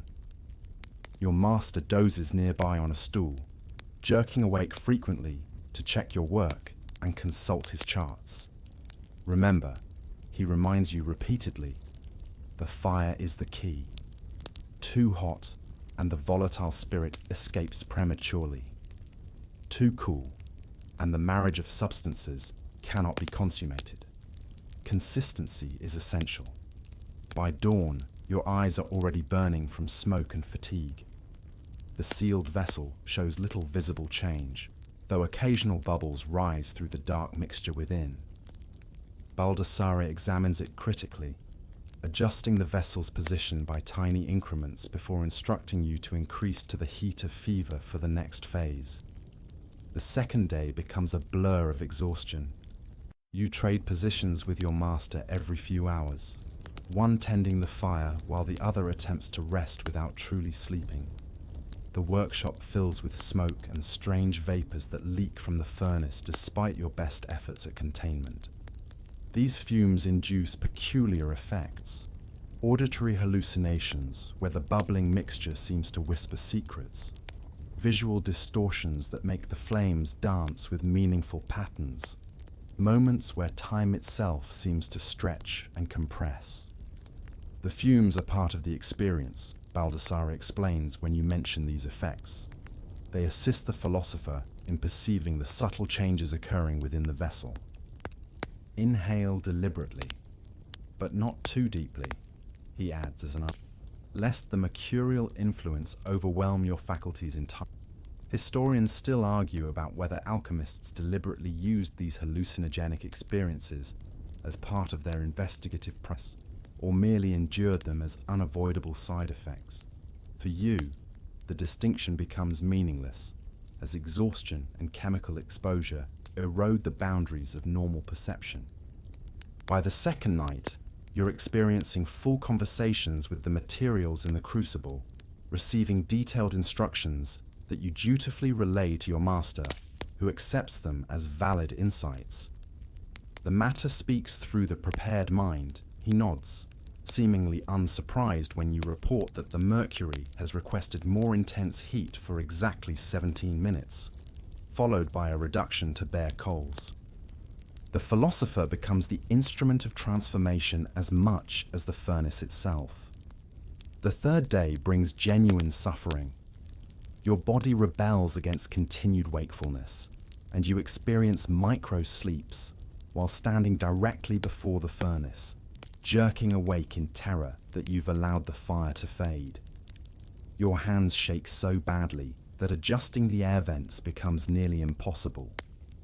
Vivid hallucinations blur the line between the physical workshop and some deeper alchemical reality where metals live and breathe and speak. "Look," Baldassare suddenly exclaims near the end of the third day, pointing at the vessel with trembling excitement. The blackening completes itself. Nigredo achievements. Through your exhaustion-blurred vision, you observe that the mixture in the sealed container has indeed turned entirely black, with a glossy surface that reflects the furnace light like dark mirror. This color change, the nigredo or blackening phase, represents the first successful stage in your complex operation, the initial death of the material that precedes its eventual rebirth and purification. Now we maintain this heat without variation until the whitening begins, your master instructs, his bloodshot eyes fixed on the vessel with manic intensity. Hours, perhaps, or another full day. This extension of the already unbearable vigil nearly breaks you. You've reached the limits of human endurance, functioning on some automatic level, while your conscious mind floats in a strange liminal space populated by alchemical symbols and talking metals.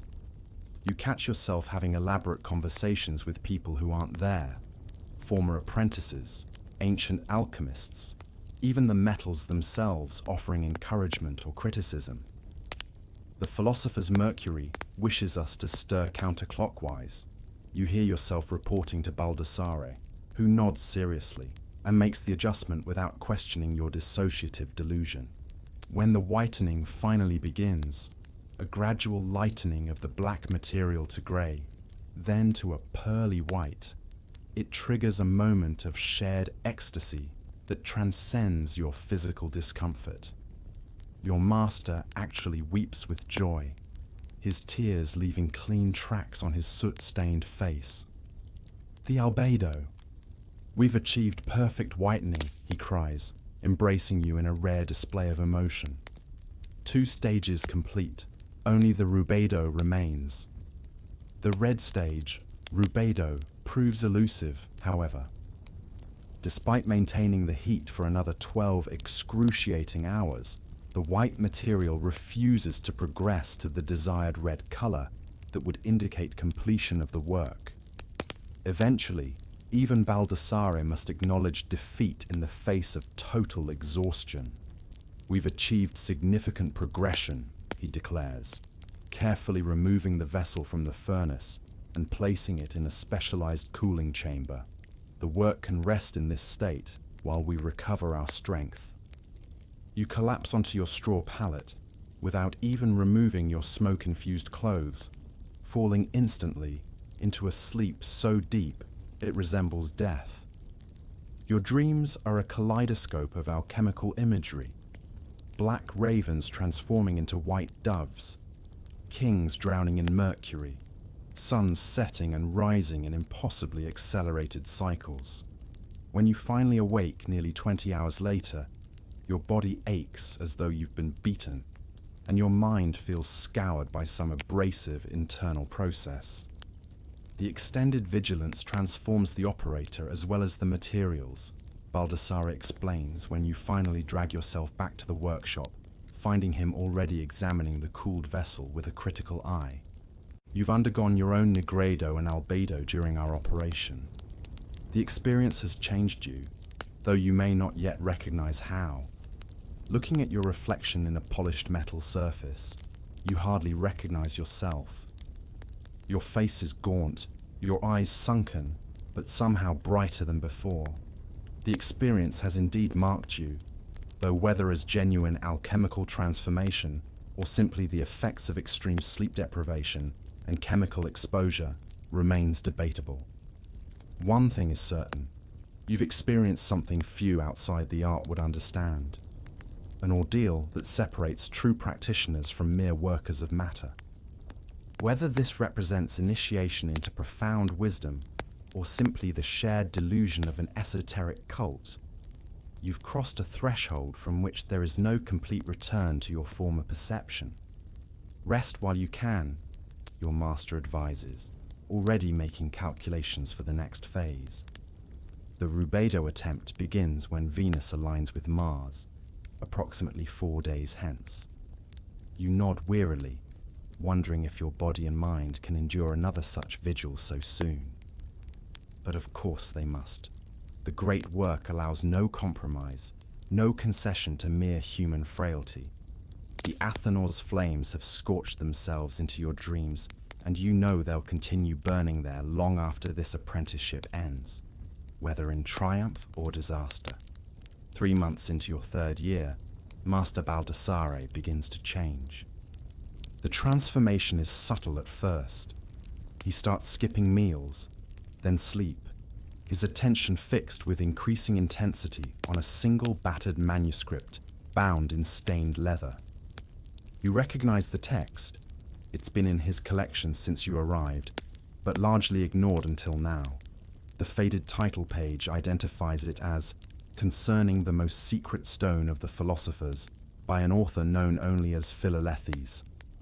"This is it," your master whispers one morning, his finger tracing a particular passage. The true process, hidden in plain sight all these years. Medieval alchemists were obsessed with the philosopher's stone, the legendary substance capable of transmuting base metals into gold and perhaps even conferring immortality. Historical records show that this obsession drove many practitioners to financial ruin, dangerous experimentation, and occasionally outright madness. You're witnessing this progression in real time as Baldassare's interest evolves into fixation, then into something approaching religious fervor. "We must purify ourselves before beginning," he announces, instituting a regimen of fasting, specialized herbal preparations, and ritualistic bathing. The stone responds to the operator's spiritual condition. Our inner gold must be separated from its dross before we can perform the same operation on metals. The purification process leaves you light-headed and weak, subsisting on bread, water, and bitter herbal infusions while performing increasingly complex laboratory preparations. Your master, already thin, becomes almost skeletal, his eyes burning with intensity as he meticulously arranges and rearranges the workshop to create what he calls perfect philosophical harmony. The laboratory is a temple, he explains, positioning equipment according to cosmic principles that exist only in his fevered imagination. Each vessel must align with its planetary correspondent. Mercury under Mercury, silver under Luna, gold under Sol. A quirky fact about philosopher's stone research is that practitioners often incorporated elaborate color progression theories into their work.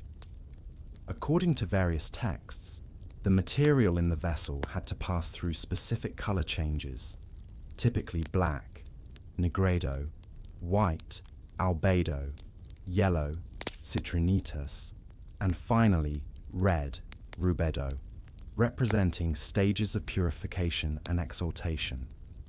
Your master becomes obsessed with achieving and documenting these color transitions, rejecting any operation that doesn't follow the exact sequence described in his precious text. "No, no," he shouts, throwing an entire week's work to the floor when the material turns a greenish grey instead of the expected deep black. The text specifically states black as a raven's wing. This abomination is worthless. His perfectionism extends to your role as well. You're no longer trusted to perform even basic operations without constant supervision. Each ingredient must be prepared according to increasingly elaborate specifications. Antimony ground only under a waxing moon. Sulfur purified 9 times rather than the usual 7. Mercury distilled through specially constructed apparatus that must be disassembled and ritually cleaned after each use. The stone knows when we take shortcuts, Baldassare insists when you suggest a simpler approach to a particularly tedious preparation. It hides itself from the hasty and the impure. The financial cost of these pursuits becomes increasingly problematic. Count Radovan's deadline has come and gone, your master having produced just enough apparent transmutation through increasingly transparent trickery to avoid immediate repercussions. But the nobleman's patience visibly thins with each demonstration that produces only small quantities of gold at suspiciously high operational costs. He doesn't understand that we approach the ultimate breakthrough, Baldassare mutters, after a particularly tense meeting with your patron. Once we possess the stone, a single grain will transmute 1,000 times its weight in lead to pure gold. These interim expenses are trivial compared to the coming reward. This economic argument might be compelling if the interim expenses weren't rapidly depleting your workshop's resources. You begin cutting corners in ways your master wouldn't approve, diluting expensive substances, substituting local materials for imported ones, salvaging equipment that would normally be replaced. These compromises allow the work to continue, but add unknown variables to already unpredictable processes. Historians still argue about whether any alchemists actually believed they had produced the philosopher's stone, or if the concept served primarily as a powerful metaphor for spiritual and intellectual transformation. Watching your master's growing conviction, you're certain that he, at least, believes absolutely in the stone's physical reality and imminent achievement. "Look!" he exclaims one day, holding up a tiny red particle retrieved from a cooling crucible. The color is perfect, red as a ruby, exactly as Philalethes describes. He carefully places the particle in a special container, handling it with more reverence than most priests show the consecrated host. Testing this supposed stone fragment becomes an elaborate ritual.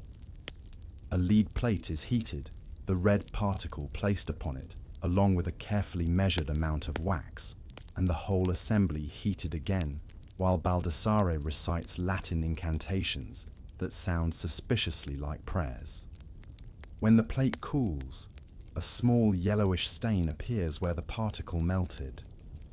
Proof, according to your master, that transmutation has begun, albeit incompletely. Your own assessment is less enthusiastic.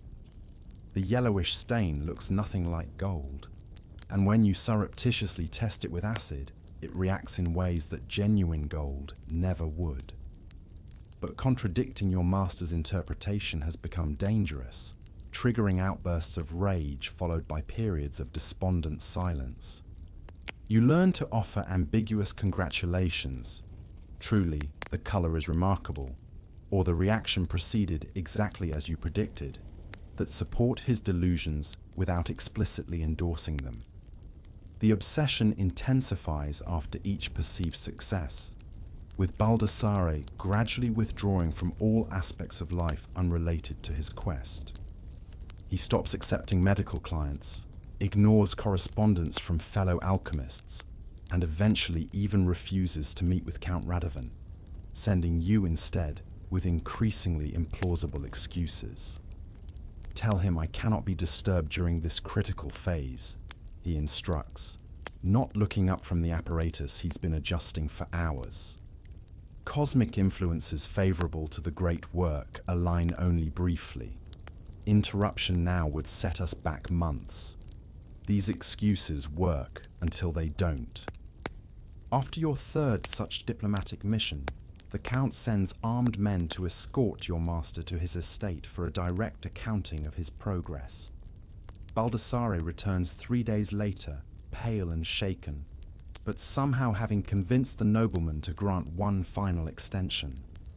3 weeks, he tells you, his voice hollow. We have 3 weeks to produce the stone, or we face consequences even I cannot talk our way out of. This deadline pushes your master's already manic work habits beyond all reasonable limits. He stops sleeping entirely, sustaining himself with strange elixirs that leave him trembling and sweating, but maniacally alert. The workshop operates continuously, day and night, with operations timed to specific astronomical alignments regardless of the hour. The text says clearly, when Saturn enters the house of Jupiter under the full moon, add the red oil dropwise while reciting the 7 names, he mutters, consulting his charts before performing this operation at 3 in the morning, having woken you from your first sleep in 36 hours to assist. As the final deadline approaches, Baldassare's behavior becomes increasingly erratic.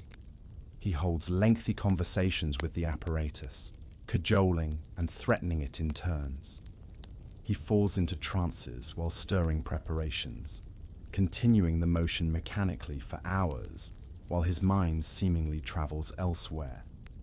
Most disturbing, he begins speaking of the stone as though it were a sentient entity deliberately hiding from him, playing an elaborate game of cosmic hide-and-seek. It tests us, he whispers, his bloodshot eyes fixed on a bubbling crucible. The stone reveals itself only to those who prove their devotion through suffering. Our failures are necessary trials, initiations that prepare us for the final revelation. This rationalization of constant failure as spiritual testing would be merely sad if your lives didn't depend on producing actual results for Count Radovan. As it stands, your master's philosophical journey toward an imaginary stone is leading you both inexorably toward very real consequences. The question is no longer whether you'll achieve alchemical triumph, but whether you'll survive your master's obsession long enough to escape its inevitable conclusion. A persistent hacking cough wakes you from uneasy sleep. For a disoriented moment you think it's your own. Chemical exposure has left you with chronic respiratory problems. But the rasping sound comes from beyond your curtained alcove. You find Master Baldassare hunched over a workbench, one hand pressed to his chest as violent coughs rack his thin frame. It's nothing. He dismisses your concern, wiping blood-tinged spittle from his lips. Prepare the lunar caustic. We have a client arriving at noon. The medical side of your alchemical practice has become increasingly prominent as your master's obsession with the philosopher's stone depletes your financial resources. While transmutation research continues relentlessly, you now spend significant time preparing remedies for paying customers, from simple herbal preparations to complex mineral medicines that straddle the boundary between legitimate treatment and dangerous experimentation. Medieval alchemists were often practicing physicians, applying their chemical knowledge to medical treatments. Historical records show that while some alchemical remedies contained dangerous substances like mercury and arsenic, others anticipated modern pharmaceuticals in their effectiveness. Your workshop produces both types, sometimes administering them to the same unfortunate patients. The gentlewoman has the melancholy humor predominating, Baldassare explains, as he decants a silvery liquid into a small vial. This mercurial preparation will stimulate the vital spirits and restore proper balance to her constitution. You recognize the substance as mercury sublimate, a compound so toxic that preparing it requires elaborate precautions to avoid poisoning. When you question whether this might harm the patient, your master waves away your concern. The dose determines whether a substance heals or harms, he explains, carefully measuring the liquid with a calibrated drop. 3 drops in wine, taken at the dark of the moon, will lift her spirits without endangering her physical form. 5 drops would be unfortunate. This precarious balance between therapeutic effect and toxicity characterizes much of your medical practice.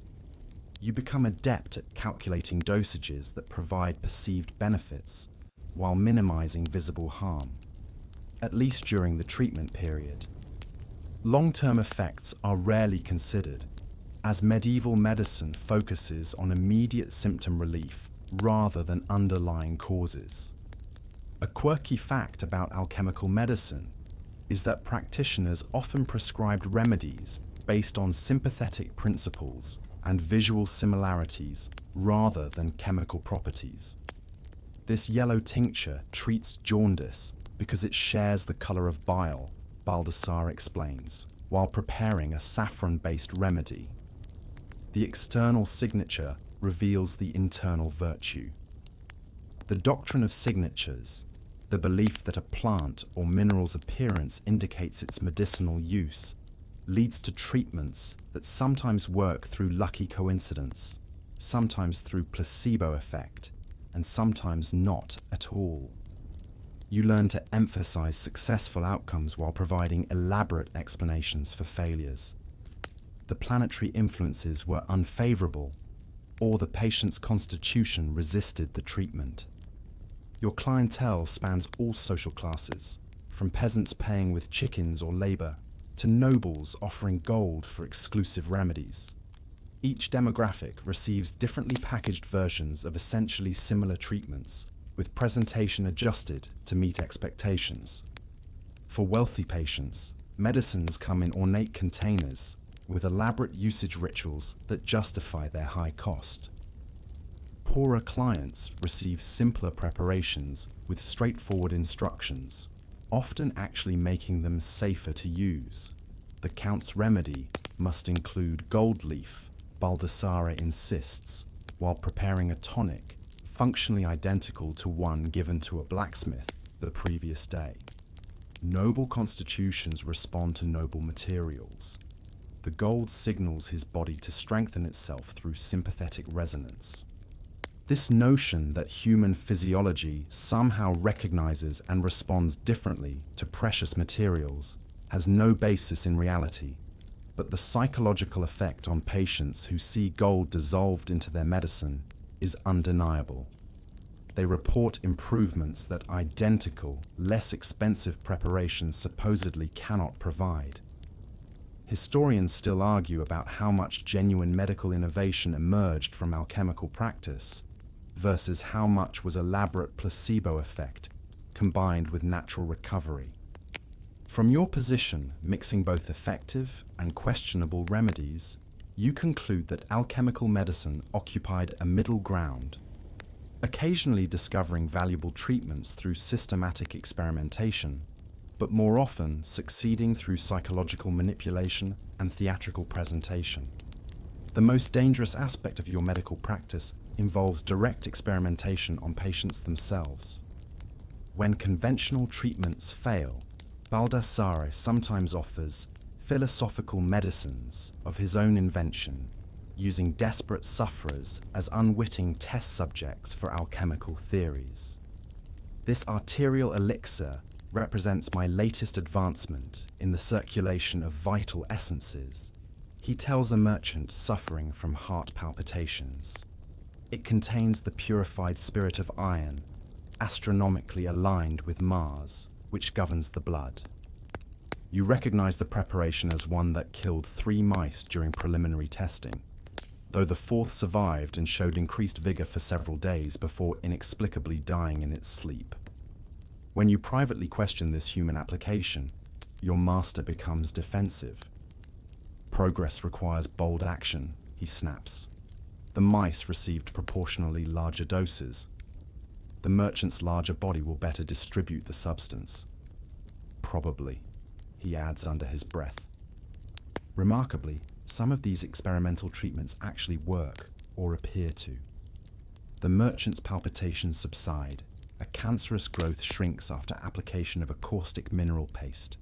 A child's seizures diminish following administration of a specially prepared silver colloid. Whether these represent genuine cures or temporary improvements remains unclear, as most patients don't return once their immediate symptoms resolve. The failures are harder to track, occurring beyond your workshop's walls. Occasionally, you hear rumors. A patient who developed tremors after treatment, another whose skin turned permanently grey, a third who died suddenly weeks after receiving your master's universal purifier. Baldassare dismisses these reports as coincidence or competing physicians' slander, but you keep a private record, adjusting formulations to reduce the most obvious harmful effects. Your most morally challenging task involves preparing addictive substances disguised as medicines. This calming tincture will ease the noblewoman's nervous disposition, your master explains, while preparing a potent opium solution. She'll require it regularly as her body comes to depend upon its effects. This deliberate cultivation of dependency ensures regular income from wealthy clients, though you notice Baldassare never employs this strategy with poorer patients who couldn't sustain the ongoing expense. The ethical distinction troubles you, but you're not yet in a position to challenge established practice. Your own role in the medical side of the workshop gradually expands as your master's obsession with the philosopher's stone consumes more of his attention. You begin diagnosing simpler cases independently, preparing standard remedies without supervision, and eventually developing modified formulations that reduce toxic ingredients while maintaining therapeutic effects. This breathing powder, for the carpenter you suggest, could use less antimony and more dried sunflower, achieving the same expectorant effect with reduced risk of vomiting. Baldassare barely glances at your modification. Fine, fine. Just ensure it maintains the proper color. Patients expect their lung remedies to produce colored phlegm as evidence of efficacy. This growing autonomy in medical practice gives you your first taste of genuine alchemical innovation, not the grandiose transmutation your master pursues, but practical improvements to preparations that actually affect people's lives. You begin keeping your own secret journal of modified formulations, recording observed effects and patient outcomes with a systematic thoroughness your master's increasingly erratic methods lack. Late one night, mixing a fever remedy for a blacksmith's child, you realize that you've crossed an invisible threshold. You're no longer simply following instructions or making minor adjustments. You're practicing alchemy in your own right, approaching the materials with a methodical curiosity that transcends mere technical skill. The revelation brings both pride and apprehension. You're becoming a true alchemist, with all the power and peril that identity entails. The child's fever broke before dawn, the blacksmith reports 3 days later, his relief palpable. Whatever you mixed saved her when the town physician had given up hope. You accept his thanks with appropriate modesty, not mentioning that the effective ingredient was your own innovation, a purified mineral salt prepared through a process you developed independently. For the first time, you understand the deeper satisfaction that sustains practitioners through the profession's many hardships. The knowledge that beyond the smoke and mystery, beyond the philosophical posturing and symbolic obscurity, alchemy occasionally achieves genuine transformations, not of lead into gold, but of sickness into health, of suffering into relief. You have good hands for the work, Baldassare observes unexpectedly, having witnessed the blacksmith's gratitude. For a moment, his obsessive focus fades, replaced by something like genuine mentorship. Remember that our art serves life, even when we pursue more abstract perfections. You nod, sensing that this moment of clarity is precious and fleeting, a brief connection across the widening gulf of your master's deteriorating reason.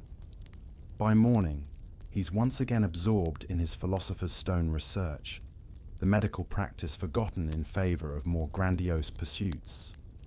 But something has shifted in your own understanding, a recognition that within alchemy's labyrinthine traditions, practical wisdom and mystical speculation have always existed side by side, neither completely invalidating the other.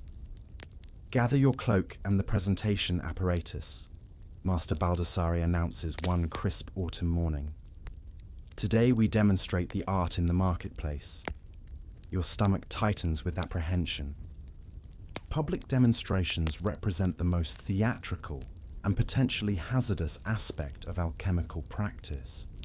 Part advertisement, part recruitment, and part desperate bid for patronage, these market performances walk a treacherous line between revealing enough to impress onlookers and concealing enough to protect trade secrets. Medieval alchemists often supplemented their income through public demonstrations that showcased dramatic chemical reactions while promising greater wonders to potential sponsors. Historical records describe these events as combining serious scientific demonstration with elements of carnival showmanship, a tradition your master embraces with surprising enthusiasm despite his generally reclusive nature. The public mind is simple, Baldassare explains, as you pack colored powders, prepared solutions, and specialized equipment into wooden cases. They require visible wonders to believe in invisible transformations. We give them fire and smoke to secure support for our more philosophical pursuits. The marketplace is already crowded when you arrive, merchants hawking everyday goods alongside the occasional traveling entertainer. Your master selects a prominent location near the town well, unfolding a portable table draped with astrological symbols, while you arrange the apparatus according to his precise instructions. A small crowd begins to gather before you've even completed the setup, drawn by the unusual equipment and your master's deliberately mysterious preparations. Behold the wonders of natural philosophy. Baldassare announces once all is ready, his voice carrying surprising strength despite his frail appearance. Witness transformations that reveal the hidden powers dwelling within common materials.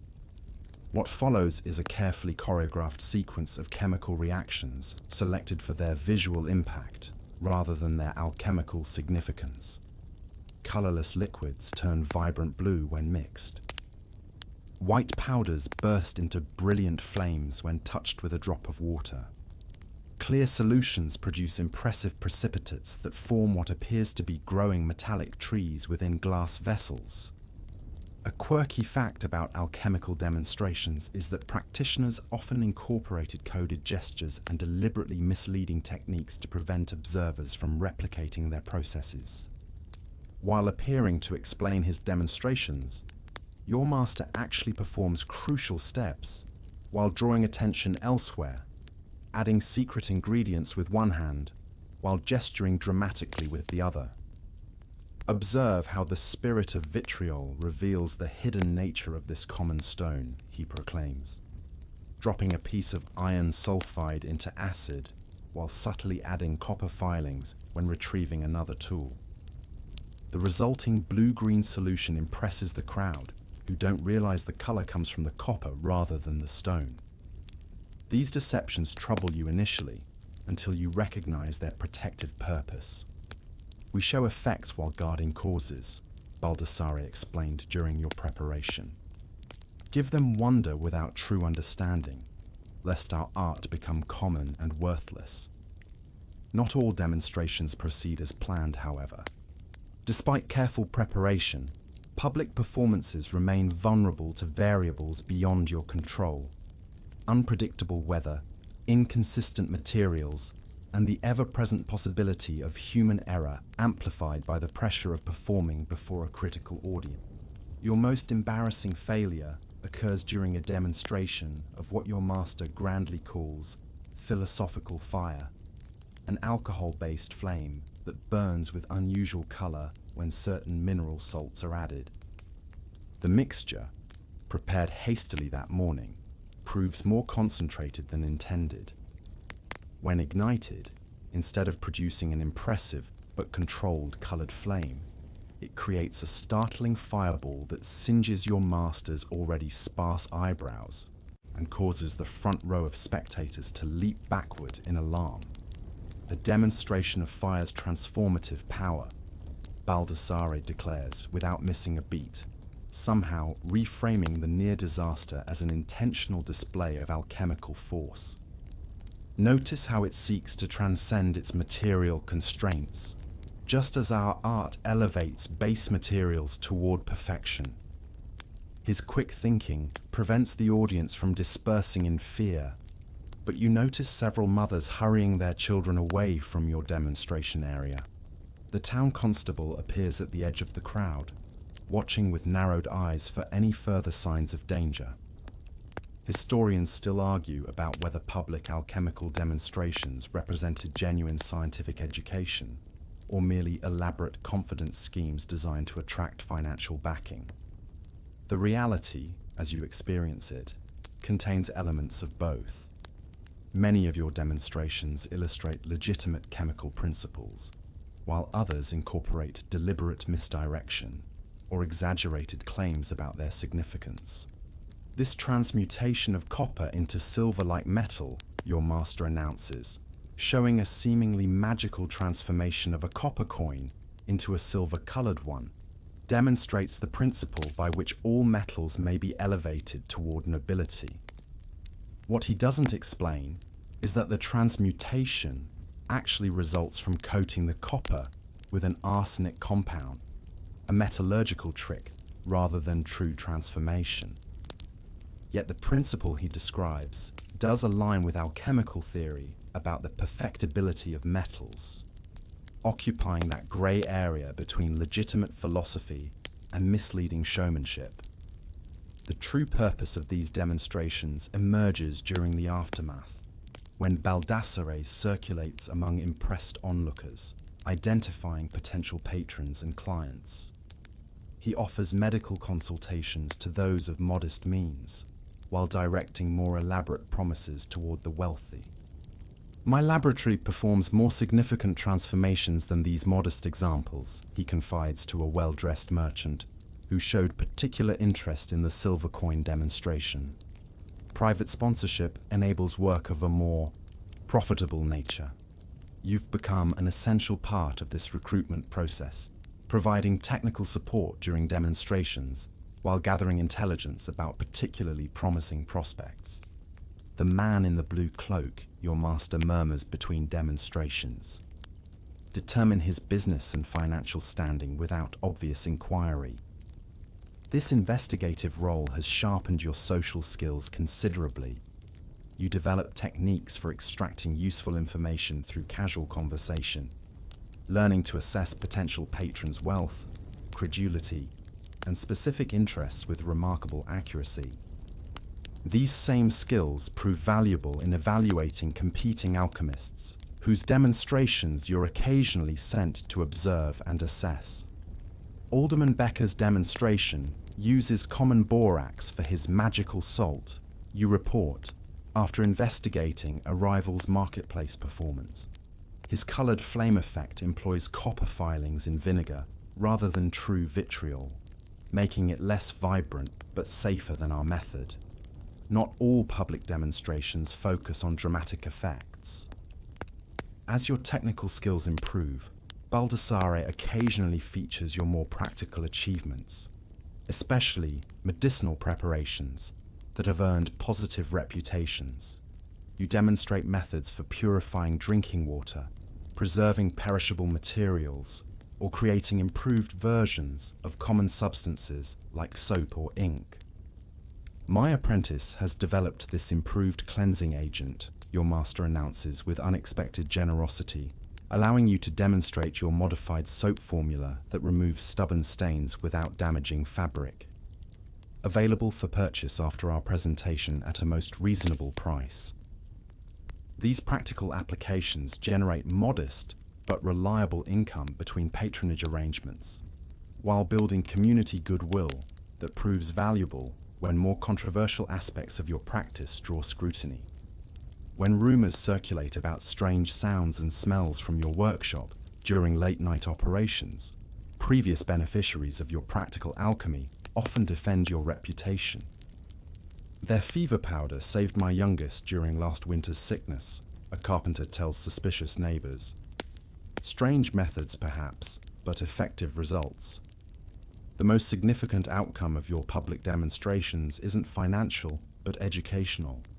Not for the audience, but for yourself. Explaining alchemical processes to non-practitioners forces you to distill complex operations into comprehensible principles, clarifying your own understanding in the process. The questions you receive, even from the uneducated, occasionally highlight aspects of your practice you've accepted without sufficient examination. Why does the green liquid turn red only when heated in glass, not in clay?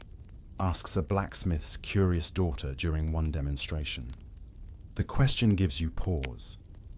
You followed the procedure as taught without questioning this specific detail, but her observation reveals something important about the reaction's dependence on container material, a variable your master never explicitly addressed. When you investigate later, you discover that trace elements from the clay affect the chemical process in ways that advance your understanding of the entire operation. Public demonstration serves multiple masters. Baldassare reflects during a rare moment of philosophical clarity. It secures our position in the community, attracts necessary resources, and, if approached properly, refines our own comprehension through the discipline of explanation. As your apprenticeship advances, you take increasing responsibility for these performances, eventually conducting simpler demonstrations independently, while your master conserves his declining energy for more complex operations. This public role gradually establishes your own identity separate from Baldassare's, laying groundwork for eventual independent practice. The apprentice shows promise.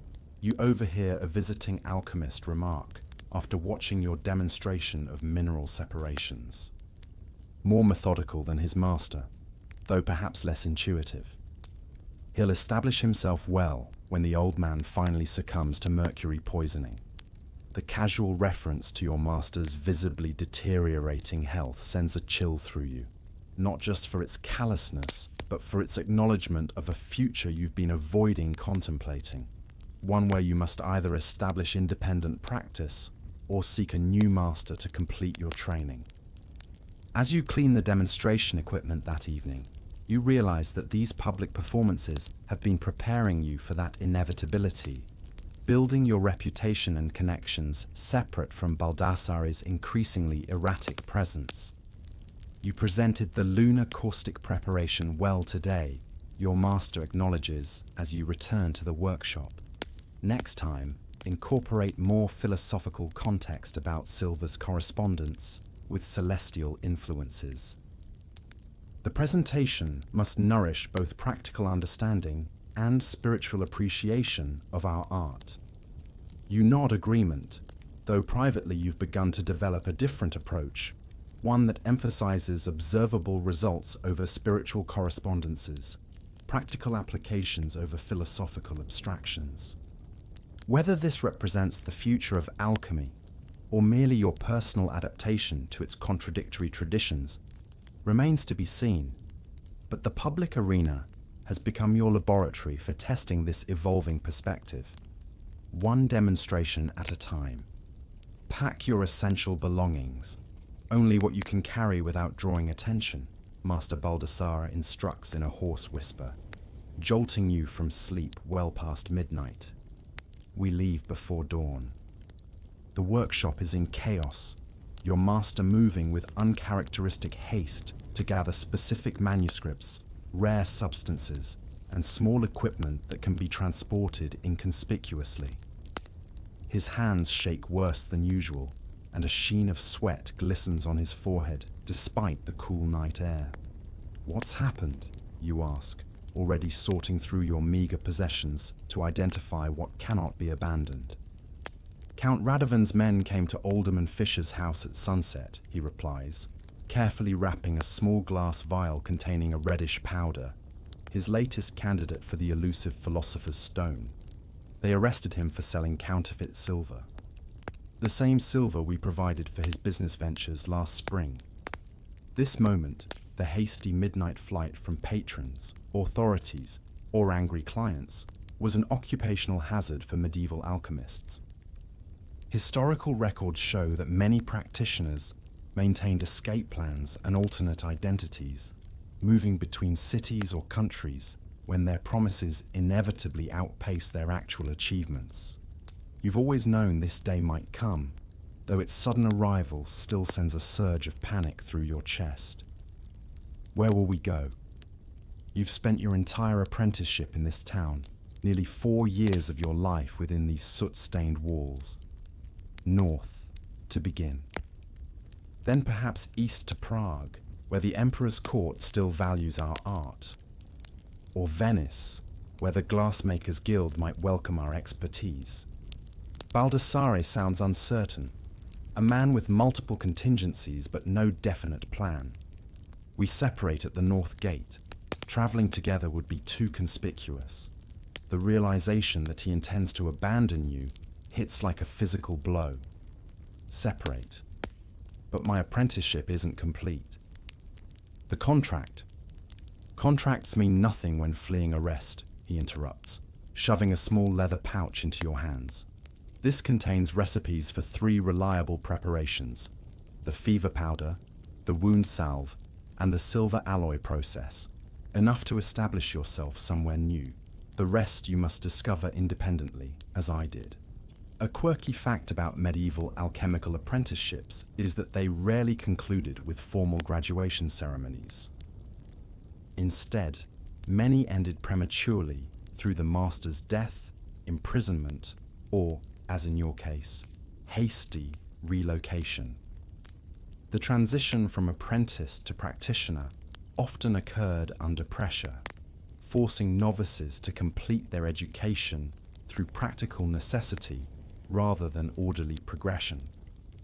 You spend the remaining hours before dawn in frantic preparation, concealing small amounts of valuable materials on your person, memorizing crucial formulas too dangerous to commit to writing, and destroying evidence of your most questionable experiments.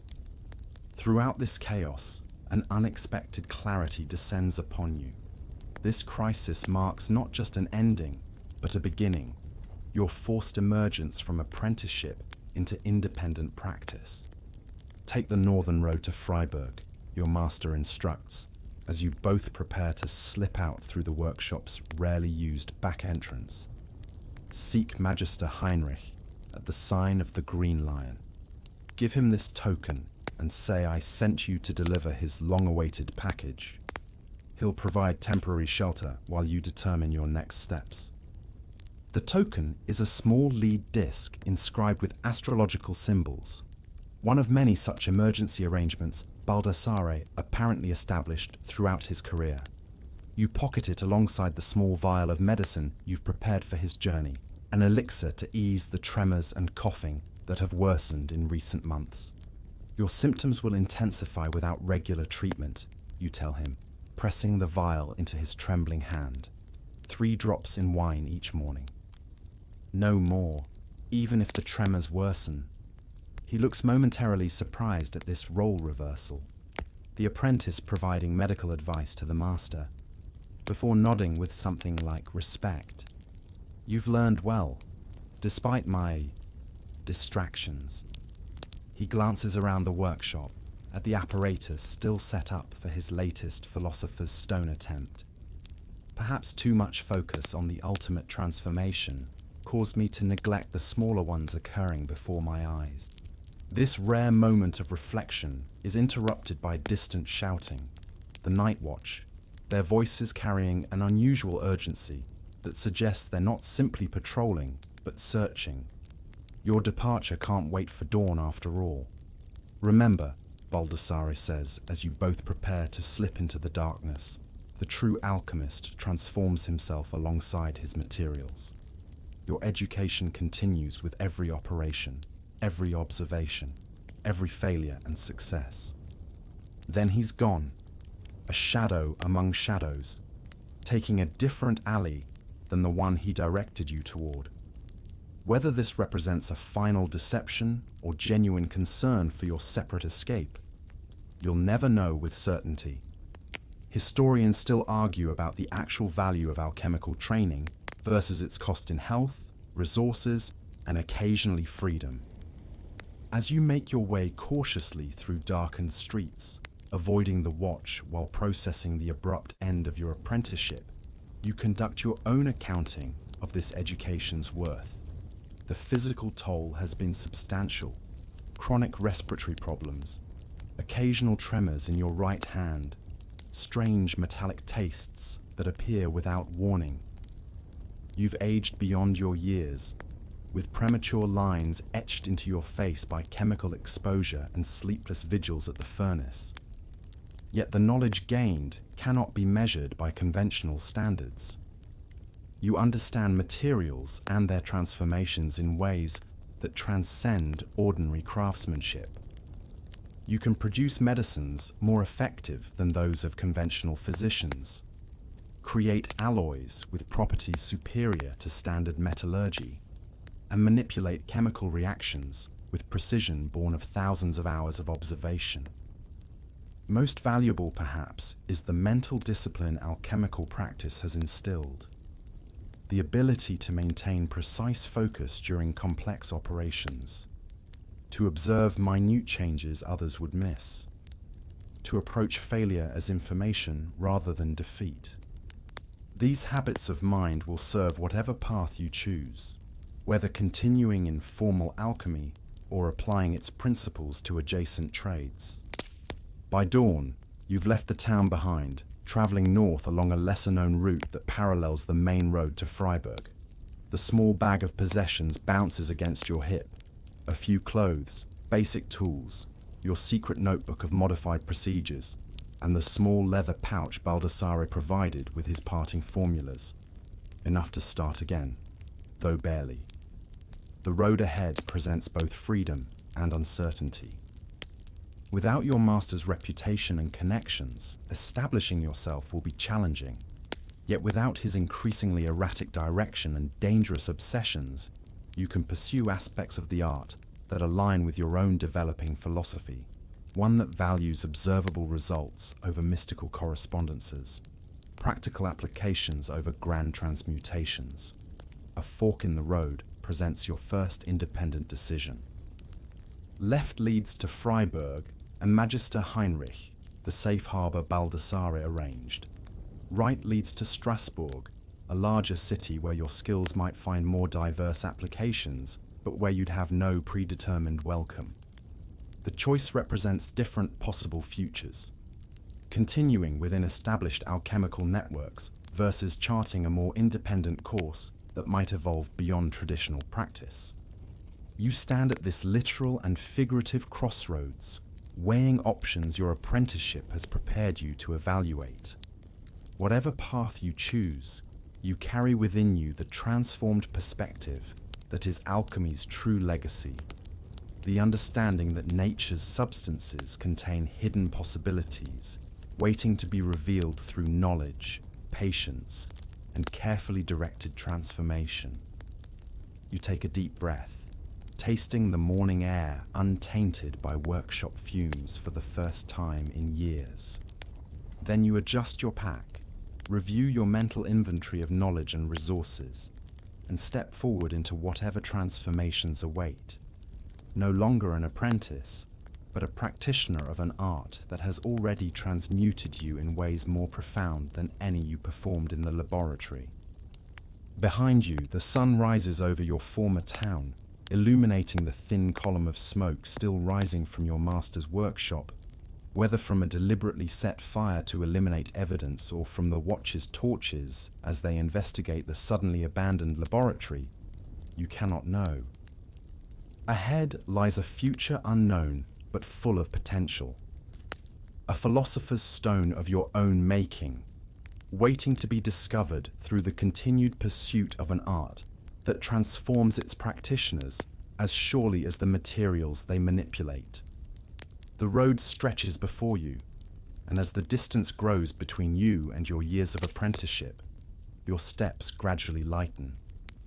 The tremors in your hands will likely never fully disappear, nor will the occasional metallic taste that floods your mouth without warning. Your lungs will always carry the memory of toxic fumes and certain sounds, the specific bubbling of heated mercury, the crackling of particular chemical reactions, will echo in your dreams for decades to come. Yet something else remains with you too, something precious distilled from those years of suffering and discovery. A way of seeing the world not as fixed and immutable, but as filled with potential transformations. You notice how morning dew transforms dusty leaves into glittering jewels, how the same fire that destroys also purifies, how substances change their nature when combined in specific proportions under particular conditions. This alchemical perception will never leave you, whether you continue formal practice or apply its principles to other pursuits. The true philosopher's stone, you realize as the rising sun warms your face, was never a physical substance capable of transmuting metals, but the transformed consciousness that emerges from sincere alchemical pursuit, the ability to perceive latent possibilities in all things, including yourself. Your breathing deepens and slows as you walk, each step carrying you further from one life and closer to another. The rhythm of your footfalls becomes meditative, your thoughts gradually settling into tranquil clarity. Whatever hardships lie ahead, you face them with resources your younger self could never have imagined. Not gold or elixirs of immortality, but the resilience, knowledge, and adaptability forged through years of alchemical transformation. The road curves around a hillside, and your former town disappears from view. You don't look back. The alchemist never does.